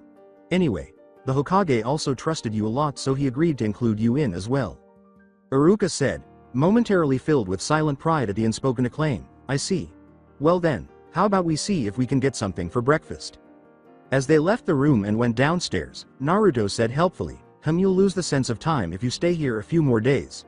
It's always bright in the reality, so it's difficult to tell night or day. It might be better to call each interval rest time or meal time. The two of them froze as they descended the stairs and saw the dining room Tenzo had made in the house. While Yugao, Hayate, and the Hokage were busy preparing the food in the kitchen, Anko sat at one corner of the table and gobbled up the slices of smoking ham that were spread out on the wooden plates on top of the large round wooden table. Hokage-sama. Iruka's voice was filled with horror. I'll take over the cooking, why don't you go and sit down? As he pushed Iruka back into the dining area, the Hokage said calmly, Iruka, just go and enjoy the meal. As I have told Yugao and Hayate, I happen to be quite a great cook. My grandson in particular likes my smoking ham. Go sit down. Iruka bumped into Anko, who said, Oh, stop being wishy-washy. Grabbing him, she shoved him into the chair next to her. The Hokage offered to cook, so let him. We can wash the dishes later in return. Gazing about the dining room, Naruto remarked, I didn't notice yesterday, but everything is made of wood. Dryly, you expect metal, kid? Anko said. Tenzo has the wood release bloodline, everything he creates is wood. Iruka looked at Anko in disbelief and froze, asking, the wood release bloodline? Like the first Hokage? As he emerged behind them, placing multiple plates of fried vegetables on the table, the Hokage remarked, Yes, it is not a well-known fact in Konoha because I asked Tenzo to keep a low profile. But since you'll be working with him for a month's period, it will be good for you to know. Just don't tell it to everyone else when you get back. Iruka nodded quickly and said, Yes, Hokage-sama. As he left the room, the Hokage said, Now Naruto, take a plate of the food and come with me. We need to discuss the next event. Iruka glanced at their retreating backs, wondering what they were planning, and Naruto followed shortly after. To his surprise, Anko poked him in the ribs. Anko looked askance at him and said, Don't be nosy. Eat your food, Shunin-level schoolteacher. Or do you need me to feed them to you? Anko huffed angrily as Iruka pursed his lips and glared at him. The Flora Beast pedal that I powered up yesterday unlocked 3 D-rank skills and 1 C-rank bloodline. The D-rank skills are nothing worthwhile, but the C-rank bloodline limit is the sweet aroma ability. According to the book, the user will constantly emit a sweet smell that heals those who breathe it in. Naruto clarified. Though it's a C-rank skill, its support capability is listed as B-rank in power. Those with advanced control of it are able to heal only those that they want instead of everyone around them. Ah, that sounds interesting. I am sure that it would fit some of the kunoichi, but right now there's only Anko and Yugao. I doubt Anko would want such a feminine bloodline, and as for Yugao, we'll stick to the plan of passing her the sword skills first. We can keep the pedal for later. Sarutobi replied as he took out a piece of paper that Naruto had given him. Thank you Naruto for your time in listing out all the skills you've unlocked from other objects in the past. You're sure that you don't want anything in return for implanting those skills into the ninjas currently with us? Naruto shrugged and remarked, You're already giving me S-rank pay for this mission. Just count it in as part of the package. It's not as if I need those skills yet, I still need to master the sword skills I've implanted into myself before I start on any new ones. I've powered up those objects during the training session with Almaz-sensei, and most are not quite suitable for me yet, so I might as well pass them to those that can use them. But I can only implant 4 C-rank bloodline abilities, or several C-rank skill techniques every 12 hours with my current level of chakra reserves. So the rest of the teams would have to wait till the next cycle before they get their new skills. Looking at the list of abilities Naruto currently had unlocked, Sarutobi remarked, That will be alright. It appears the highest level of bloodlines and skills you have is C-rank. In this case, let's choose the 5 ninjas who will get their new C-rank bloodlines or skills today. Naruto said, I've got some cool skills for Iruka-sensei. Let's list him down as one of the first 5 ninjas. Sarutobi nodded and said, Alright then. I've decided, Iruka, Yugao, Rado, Ibiki, and Hayate will get their C-rank bloodlines and skills first. Now these are the bloodlines and skills I need for you to pass to them. All of the Konoha ninjas gathered outside the house by the 3 wagons as the 6th hour came to a close. Naruto and the Hokage were already waiting when they arrived. 3 swords, a maplewood bow, and a leather bound book in the shape of a fan were spread out in front of Naruto, who was sitting on the ground. Asuma observed the odd scene and asked, Do you want us to unload the wagons into the house now? Actually not at the moment. Sarutobi yelled firmly, Yugao, Hayate, and Rado, sit yourself in front of one of the swords. Ibiki sit in front of the bow and Iruka in front the book. Asuma frowned at his father, who had been acting strangely ever since they entered this reality training facility. Given the significance of Naruto's rare bloodline, it made sense, but he was growing weary of his old man's mystery act. He noticed that Anko was also moving around the group in a slightly agitated manner. The 5 ninjas who had been singled out moved forward and took seats in front of Naruto, causing some movement among the group. Naruto nodded as Sarutobi turned to face him. Asuma observed Naruto gesturing with his hand at the items before him. The 5 items dissolved into globes of light, which poured into Reito, Hayate, Yugao, Ibiki, and Iruka, causing a surge of powerful chakra presence. The 5 ninjas started to jerk backwards as the light hit them, and Asuma's eyes widened. Asuma gave his father a fierce glare as the final spheres of light vanished into the 5 ninjas.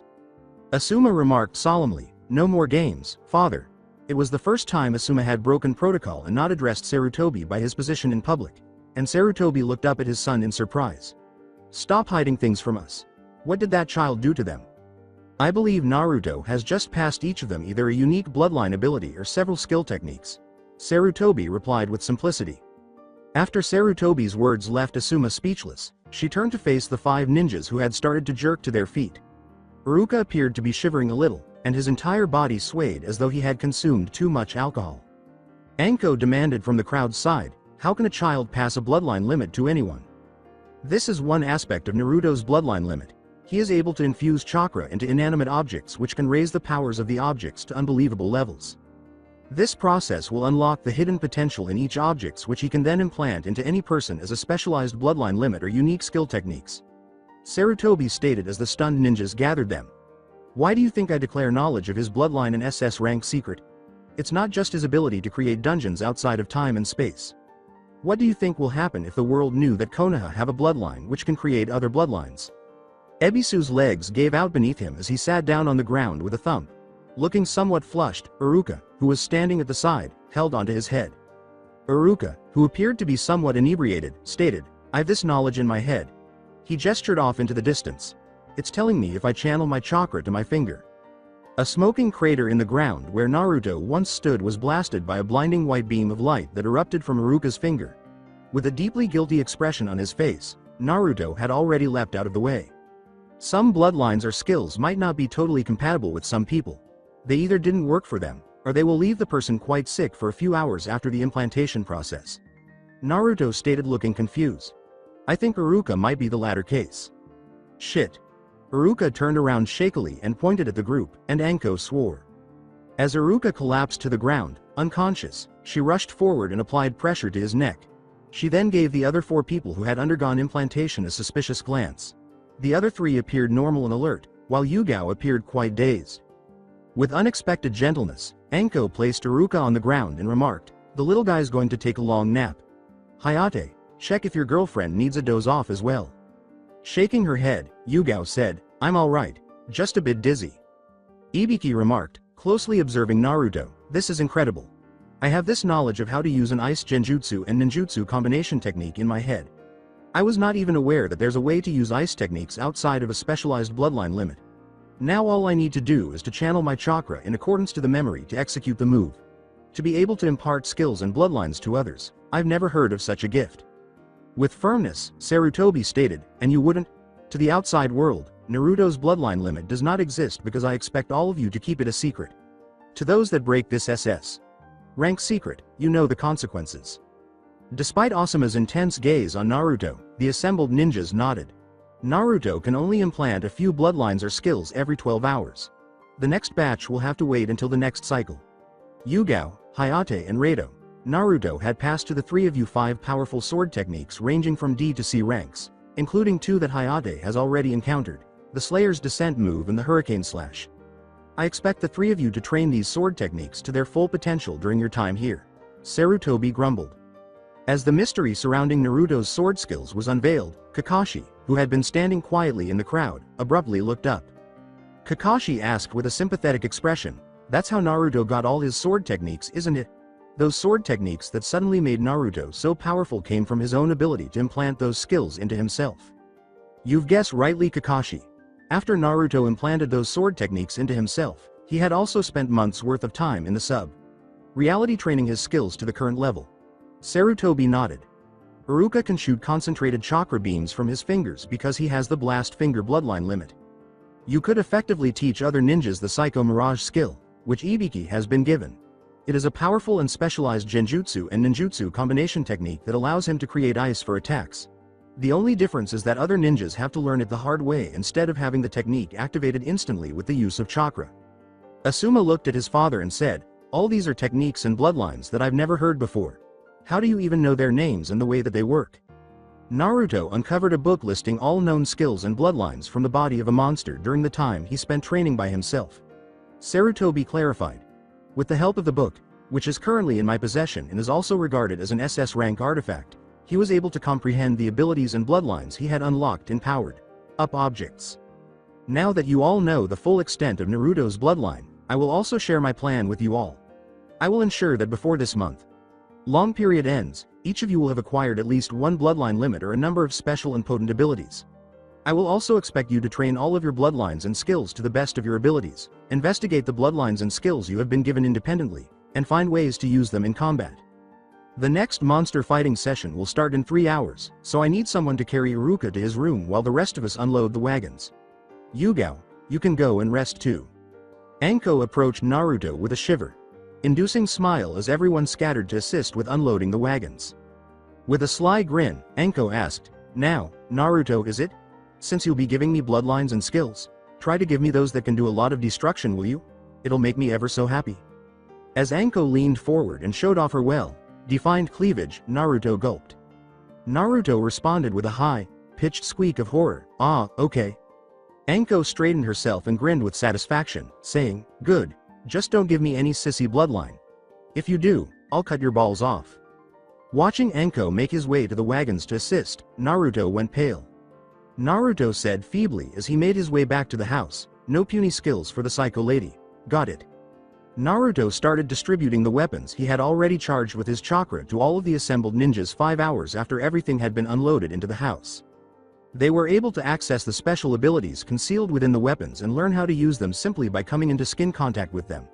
Although it would be simpler for everyone if the skills were implanted directly into them, Naruto had added that eventually they would learn how to use them without having to touch the powered-up weapons. With the exception of Yugao, Hayate, and Reito, who each brought a sword, the majority of the assembled ninjas had brought a set of powered kunai, or daggers. The following training session had started with a team short. Reito was assigned to Yugao's team, which was supposed to fight the monsters in the water, while Kakashi was assigned to Asuma's team, which was tasked with clearing the monsters on land. Despite Naruto's assurance that he should be okay with rest, Iruka remained out of commission. Then, for this round, Naruto had created mid-level monsters. This time, a swarm of people in shining white armor with swords and shields emerged on land, while a number of formidable sea serpents had surfaced in the water.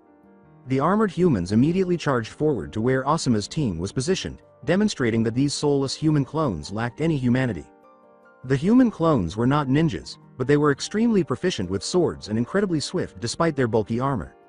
Additionally, there was a small contingent of human clones lurking at the rear of the soulless army, dressed in robes but lacking any armor. As they somehow rained lightning, sharp wind blades, and fireballs at Team Asuma and any armored human clones caught in their path, each of them held a thick book in their hands. Kakashi was compelled to reveal his Sharingan in order to monitor the swift movements of the armored targets and assist in the battle, while Ebisu was rendered inoperable by a stray lightning bolt.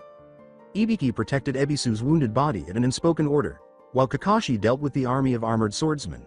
Asuma was able to attack the robed figures at the rear of the army who were still using their deadly elemental techniques after Kakashi cleared the way with a huge water dragon.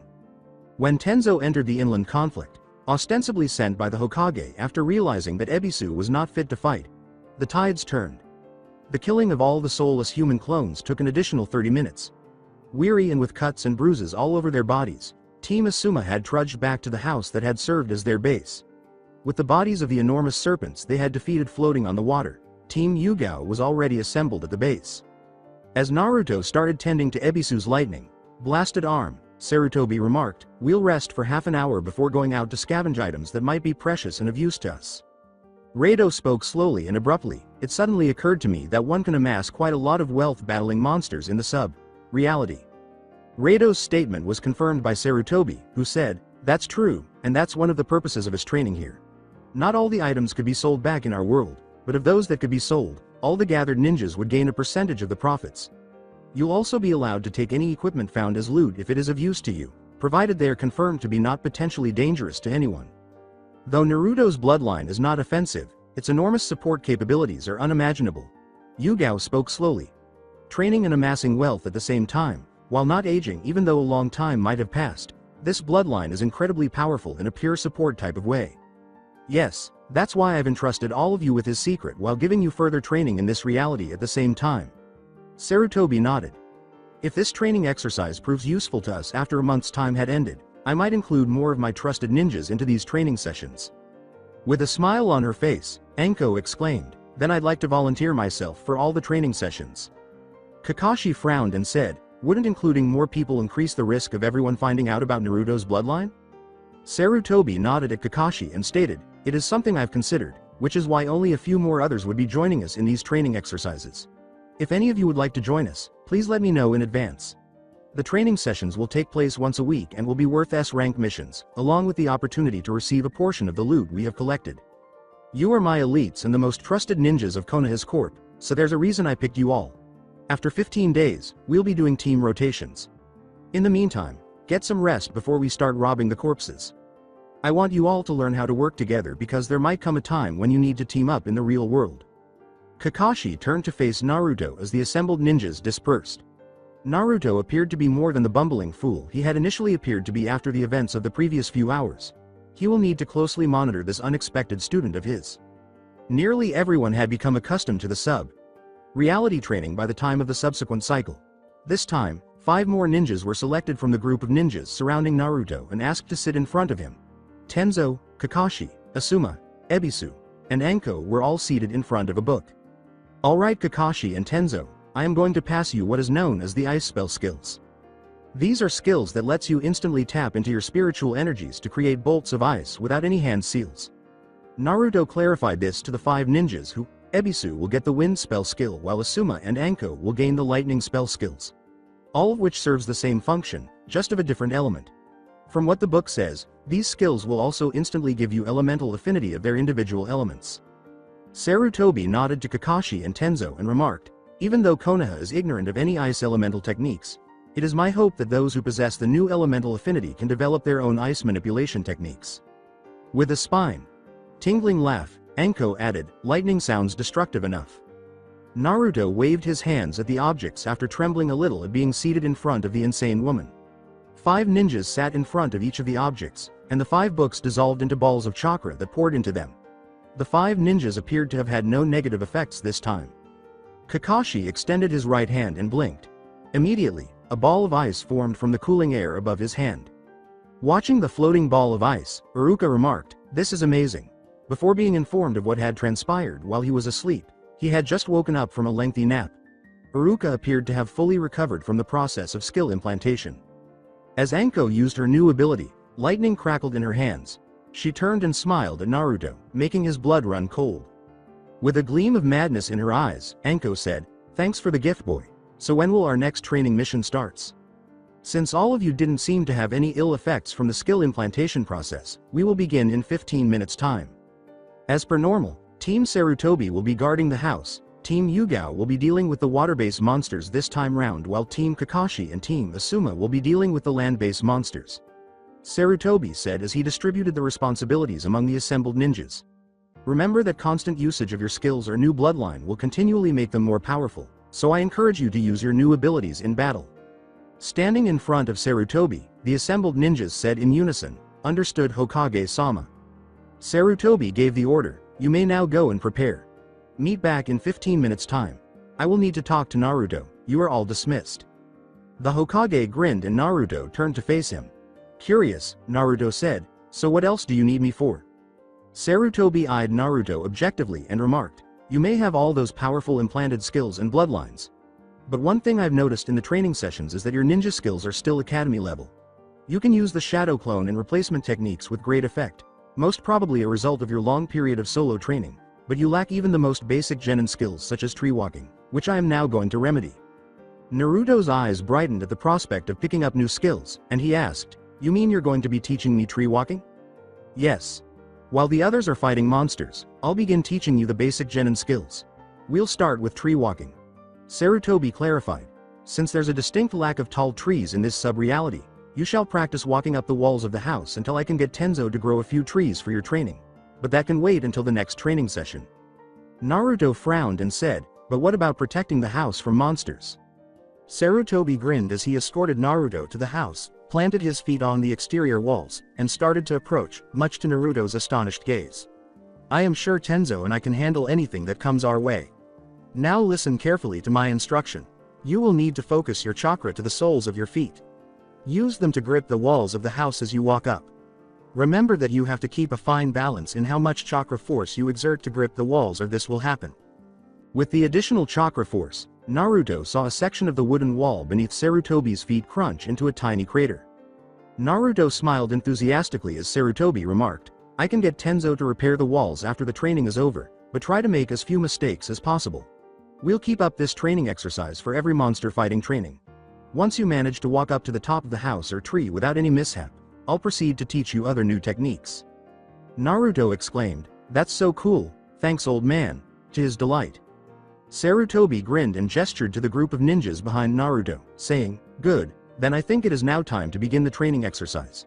Give us something a bit higher level this time round. Yes, old man Hokage, exclaimed Naruto as the 4 team's members prepared their weapons and he scowled intently. Monsters began to manifest as black mist swept the land and sea. As they approached the ninjas, creatures in the water that appeared to be numerous snakes combined into one large body hissed. Fire erupted at their feet, flames gushing from their mouths, and a swarm of big dogs, each with 3 heads, ran toward the humans on land with howls that made their blood curdle. Naruto swiftly recognized the 2 animal species and uttered, Hydras and Cerberus. The many snake heads of the Hydras attack in all directions, so they are very strong in retaliation. The Cerberus 3 dog heads can attack at once, in large hordes. They could do a lot of damage. Ice attacks work best on them. Sarutobi jumped off the house's wall and landed next to Naruto, saying, you heard Naruto. Everyone move out. Yes, Hokage-sama. The assembled ninjas exclaimed as they charged at their adversaries at full speed, beginning their assaults. Soon, the only people remaining close to the house were Sarutobi, Naruto, and Tenzo. Sarutobi eyed a tiny fragment of the Cerberus horde that had escaped from Team Kakashi and Team Asuma and said, okay, Naruto, keep doing the wall exercise until all the monsters have been slayed. Tenzo, get ready. It seemed that the battle has come to us early this time round. After a week of practice, Kakashi saw that Naruto was still having trouble with water walking. Since Kakashi was officially the sensei of Team 7, Sarutobi had delegated to him the task of teaching Naruto the fundamentals of genin after Naruto had mastered tree walking. He didn't really mind because it allowed him to get to know his enigmatic student better and develop a bond. He would be the first to acknowledge that his initial impression of Naruto was not very positive. Despite being able to perform the high-rank shadow clone technique, the child's abilities generally fall short of academy standards. Naturally, that was prior to Naruto's abrupt transformation and the awakening of his bloodline limit. However, Kakashi was forced to acknowledge that he had identified Naruto as the heart of Team 7 based on the bell test results. Even though Sasuke was strong, a good ninja did not follow the path of vengeance he was taking. Sakura was a typical young fangirl who was enamored with Sasuke. This was the main reason she pursued a career as a ninja. The only person Kakashi believed had the necessary components to develop into a deserving Konoha ninja, however, was Naruto. Now that his strong support capability bloodline has awakened, Naruto is more than just a formidable opponent. Kakashi dryly gave Naruto instructions from the side as he dove into the water for the 100th time since the water walking training started. Spread your chakra evenly across your feet and push against the water surface with the right amount of force. Although his inability to control his chakras was impeding his progress, Naruto had made significant progress over the course of the week. Kakashi predicted that tomorrow or the day after, Naruto would most likely become proficient in the water walking technique. As he steadied himself above the water once more, Naruto squatted and said, I am doing that. But it's hard, like something is interfering with my chakra. Without raising his eyes from reading his Icha Paradise, Kakashi said, we could probably get a Hyuga to look at your chakra pathways when we get back to see if there's really anything wrong. But I expect you to master water walking long before then. Naruto called out, yes Kakashi-sensei. As he continued to walk steadily, Naruto's face was strained as he walked on top of the water, struggling to keep his chakra output steady. Things may have changed, but Naruto still seemed to be as loud as ever, Kakashi sighed. As everyone grew accustomed to living together in the dungeon, Their lives became routine. Iruka had become friendly with the majority of the Jonins by the third week of training. It should come as no surprise given that they were all confined there and had to communicate with one another for a month. In addition, Iruka was shocked to learn that the 3 weeks of rigorous combat training had tripled his fighting prowess. The idea that he had a legitimate bloodline, one that Naruto had given him, was still hard for him to comprehend. However, after weeks of using that bloodline limit non-stop, his blast finger skills had become strong enough to maim or seriously injure low-level enemies if they were struck by the concentrated chakra blast. He had also used this time in the dungeon to get close to Naruto. He treated the boy like a surrogate little brother because of their kinship.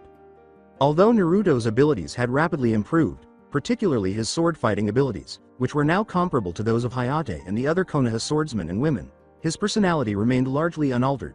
It should come as no surprise that his little brother had also formed close bonds with Hayate, Yugao, and Reito, since they frequently spent their leisure time practicing their sword skills together in the dungeon. Iruka had last heard Naruto talking excitedly about the 4 swordsmen of Konoha, a new sword style that he and the other 3 swordmasters were developing. Although he had urged the 4 of them to continue developing their own sword style, Sarutobi had laughed heartily upon hearing the title.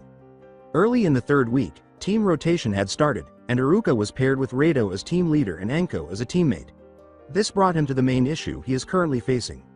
Anko appeared to enjoy making fun of him and making him feel uneasy. Iruka let out a long, agonized sigh as she blushed at the thought of the attractive, skimpily dressed woman. He simply doesn't understand the woman sometimes. After taking a long, relaxing bath, Iruka walked back to his room, slouching. In order to give him time to rest, the next cycle begins in 9 hours. Iruka opened his room's doors, stopped at the door, and stared in awe at what he saw. Anko was tangled in his sheets, half undressed. Iruka looked in disbelief at Anko, who opened her eyes at the sound of the doors and swallowed painfully. Iruka paused as he entered the hallway and counted the number of doors before saying, "I think this is my room." Indeed, he was fairly certain that this was his room.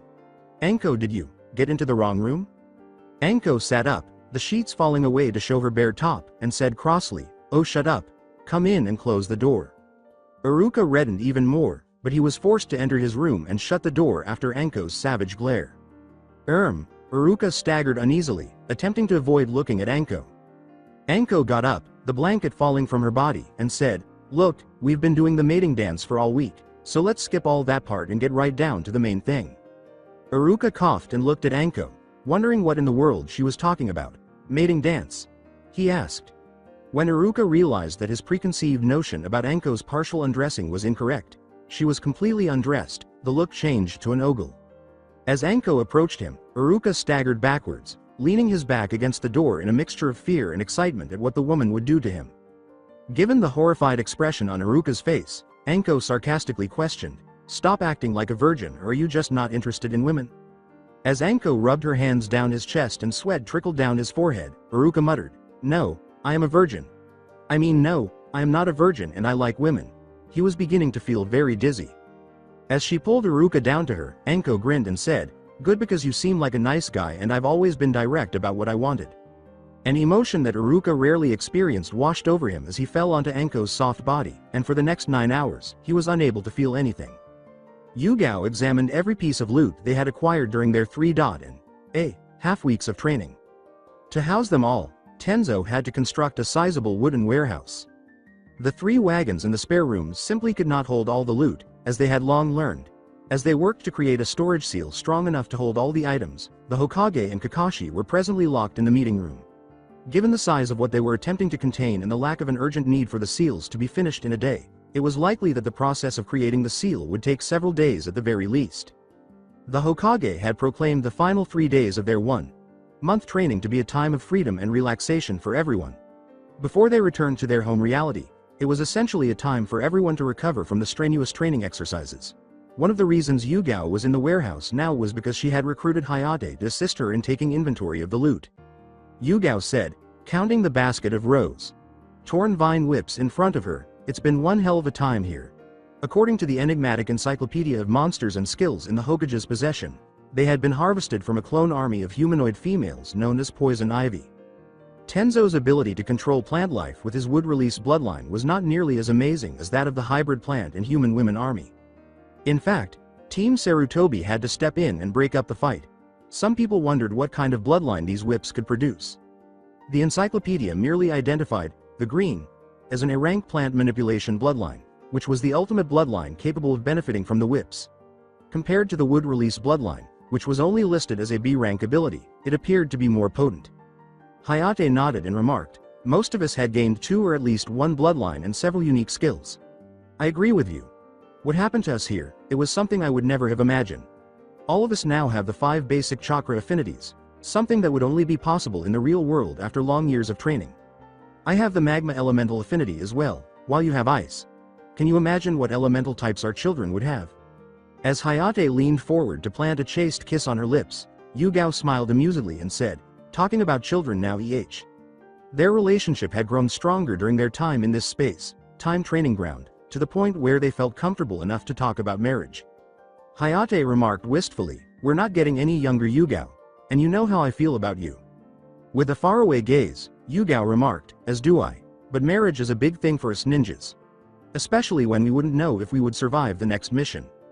I am sure we can work something out with the Hokage. Especially since we're part of the few Hokage-sama entrusted to keep the secret of Naruto's bloodline. Hayate was reflecting. I overheard the Hokage discussing with Asuma and Kakashi about setting us up as a secret Konoha squad answerable to only him. With the sole purpose of traveling into the dungeons Naruto created, to train to become elite ninjas and gather wealth for the village.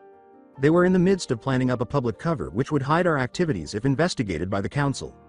Yugao smiled and said, we'll have to wait and see what the Hokage had planned for us then. Now about the new sword techniques we're trying to come up with Naruto and Rado, I was thinking of ways we can integrate our new chakra affinities into them. The next time the group of ninjas assembled outside the house, they were standing next to 3 empty wagons, and it had been 3 days. They had spent a month in the dungeon by that point. There was no need to use the wagons for storage this time around because the Hokage and Kakashi had had enough time to devise a strong storage seal to hold everything. Everyone's faces were filled with anticipation as they awaited their return home after their training in the dungeon. Packs of personal belongings and necessary items from their looted treasure were carried by all. Rado, Yugao, and Hayate needed their own collections of rare, powerful swords from the bounty they had gathered, while Kakashi, Iruka, Asuma, Ebisu, Ibiki, and Tenzo had kept several elemental chakra kunais and daggers. Meanwhile, Anko had taken a variety of senbons and whips, her face beaming with delight at her new possessions. It's time to return home, but I'd like to say firstly how proud of all of you I am. In the months of training in this place, all your abilities have improved by leaps and bounds. The comradeship you all have for each other is also something that you'll take with you when you leave this place, as well as the skills and experience that you've gained. Sarutobi said with a smile. I expect all of you to keep your promise and never reveal what happened here to anyone that are not in the know. I'll be setting up an official cover and a ninja department that will oversee our dungeon training activities, with all involved as its primary members. The majority of the loot would be cashed in and you would receive your mission pay as well as a percentage of the liquidated asset in a few days' time. Get some rest when all of you return to the real world. You've all earned it. I'll call a meeting in 2 days' time. Naruto, if you will, it's time to take us back. Naruto smiled and wore a focused expression as he said, sure thing old man Hokage. As everyone was dropped back into training area 78, there was the familiar swirl of lights that surrounded them, along with the nauseating sensation of lurching stomachs. The wagons that appeared next to them were empty. To see that the Hokage was telling the truth, Hayate and Anko turned to face the 3 horses they had chained to the trees a month earlier. Only a minute had elapsed in the real world, while months may have passed in the sub-reality. Relieved to finally be able to unwind in a familiar setting, Iruka sighed, it's nice to be back in Konoha. Kakashi looked at Naruto and remarked, it is indeed. During the months he had spent in the sub-reality teaching Naruto the fundamental genin exercises, they had developed a strong teacher-student bond. Naruto was now able to try walking on water and trees with considerable skill. He was also much better at controlling his chakras. Sarutobi turned to face everyone and said, Anko, Hayate, I need to trouble you two to help me return these wagons. Kakashi, Naruto and Asuma, I'll send an official draft to cancel the genin team meetings for your genin teams for the next 2 days so that the 3 of you can get some rest. That should be all. Everyone except Naruto are dismissed until I call for the next meeting in 2 days' time to discuss our future. Gazing at the Hokage, Naruto asked inquisitively, and what's our future? With a smile, Sarutobi said, you'll know in time. It will be something that will further Konoha while enabling you to keep your bloodline a secret at the same time. By the way Naruto, Walk with me to the Hokage's tower. I have some things to discuss with you. About how best to dispose the loot we've gathered. In the Hokage's tower's basement, attached to Reality 673, Taekulir of the Netherworld Rosen Queen's branch examined the baskets of goods arranged throughout a spacious, deserted storage area. In order to determine a price for his clients, his skilled eyes swiftly assessed the cash values of the goods in front of him. He turned and saw his two customers staring at him wearily as he flapped his wings. The giant moth demon, accustomed to the kind of behavior he was receiving from those two humans, remarked, "You don't have much Mothmen in this world, I suppose?" The few humans from Reality 673 who had a hotline to the Rosen Queen Netherworld branch tended to be surprised by Taekulir's appearance when they first saw him, and the Netherworld inhabitants of Reality 673 rarely interacted with the human worlds. The older white-haired man said in a courteous tone, "I am afraid not. Our world is quite tame in that aspect. So, regarding our business dealings." With a bob of his furry moth-like head, Taekulir remarked, "You want to trade in all of these items for gold bars. That can be easily done. I can give you a quote right now. 9,789 gold bars for the lot of them. If you agree, I can get the gold here instantly." The older man nodded and said, "That amount is more than fair. Aside from that, I also wish to conduct other business with you. I am aware you sell chakra weapons and armors. I would like to preview some of your selections. And do you sell manuals teaching about chakra weapons and armor crafting?" After a day, Sarutobi, "What's the meaning of this?" Kaharu swore as she followed Homura into the Hokage's office. They both had some influence in Konoha's council because they were the two village elders. The old woman stopped in front of Sarutobi's desk and waved a paper in her hand. Sarutobi calmly remarked, "I see you found the new bill I've passed." He showed no signs of being bothered by his former teammate and the current advisor's agitation.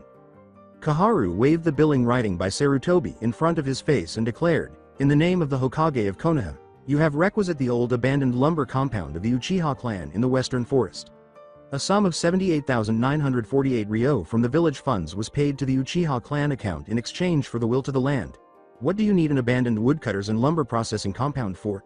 And to pay such a large sum of money for it through the village funds? Are you senile?" Dryly, Sarutobi handed Kaharu another piece of paper and said, "I guess you did not see the other bill then." The woman picked up the paper and looked at it briefly. She stopped and read the paper again, her face going pale. 2,237 gold bars each worth 5,070 ryo has been added to Konoha's treasury. Profits from a secret S-rank mission authorized by the Hokage. 10 sets of chakra armors and their accompanying weapons are also added to Konoha's armory. All were spoils from the S-rank search and explore mission into Catalysm ruins. The octave of Kaharu's voice. "Sarutobi, I thought you were more sensible than this. To go chasing after pipe dreams. To get rich over discovery of Catalysm artifacts. I authorized that mission because I've trusted information that there were Catalysm knowledge in those ruins I sent our ninjas to, and I was correct. Beside the gold and chakra equipments found, tomes detailing how to create chakra armors and weapons were also there," Sarutobi stated with a calm face. Homura interrupted in a startled tone, "You have working knowledge of how to create chakra equipments? That knowledge is priceless. Few hidden village had the knowledge of how to craft those equipments. I know, and that's why I am going to set up a special team of ninjas to uncover the knowledge on those tomes and to create Konoha's own brand of chakra armors and weaponry." Sarutobi replied with a grin. "The old lumber compound I bought with the village fund would house Konoha's own weapon and armor smiths, who would create chakra equipments for Konoha. They would also house a special group of ninjas who would safeguard and protect the knowledge. These two groups would operate directly under me and would be answerable to only me. Konoha's SWAC, the Specialized Weapons and Armors Crafting Department." After a day, the Tower of Hokage. As the group of ninjas who had been informed of Naruto's bloodline secret assembled at the Hokage's tower 2 days later, Anko asked incredulously, "Let me get this straight. You're setting up a department creating chakra weapons and armors, based on some old tomes the kid got when he first went dungeon training, and we're the guards for this department." Sarutobi remarked simply, "It is the perfect cover to gather all of you in one place for dungeon training. Naruto's presence could be included as someone who could provide chakra to power up the weapons and armors, giving an orphan child a side income based on his high chakra reserves. After all, it is common knowledge that creating of chakra weapons and armors requires large amounts of chakra." Ibiki frowned and said, "But how does this work, especially since I am currently the head of interrogation and torture?" Yugao looked at Sarutobi in disbelief as he explained, "Yugao will be reassigned from the Anbu and promoted as the new head of Specialized Weapons and Armors Crafting Department. codename SWAC. She will be in charge of the ninja forces assigned to guard the compound established for the new Department of Chakra Weapon and Armor Smiths in Konoha, and her job is to make sure that they are safe. Her other covert responsibility will be to oversee future dungeon trainings and ensure their confidentiality. Additional rotating ninjas from Konoha's Ninja Corps will supplement the permanent ninja force at the compound. Once the department is established, all of Konoha's ninjas, from genins to jonins, will be required to perform this rotational duty. The village elders were in agreement of this mandate as this cuts down on the cost to maintain a larger guard force, and give the genins exposure to guard duties. This is also where all of you will come in. You will be called for a rotation when there are dungeon training happening, giving me a way to gather all of you in one place legitimately whenever there's another training. So we're actually going to be conducting the training in secret, behind the backs of everyone, Kakashi thought. And with the department as a front, we'll be able to more easily funnel away the portion of our loot that are weapons and armors. That's correct. It will take another 2 weeks before the new compound for the Department of Specialized Weapons and Armors crafting is fortified, as well as quarters built for the residential weapon and armor smiths to move in. For the time being, further dungeon training activities will be on hold. Sarutobi disclosed a great deal to Anko's dis. In the meantime, concentrate on honing your capabilities with your new bloodlines and skills.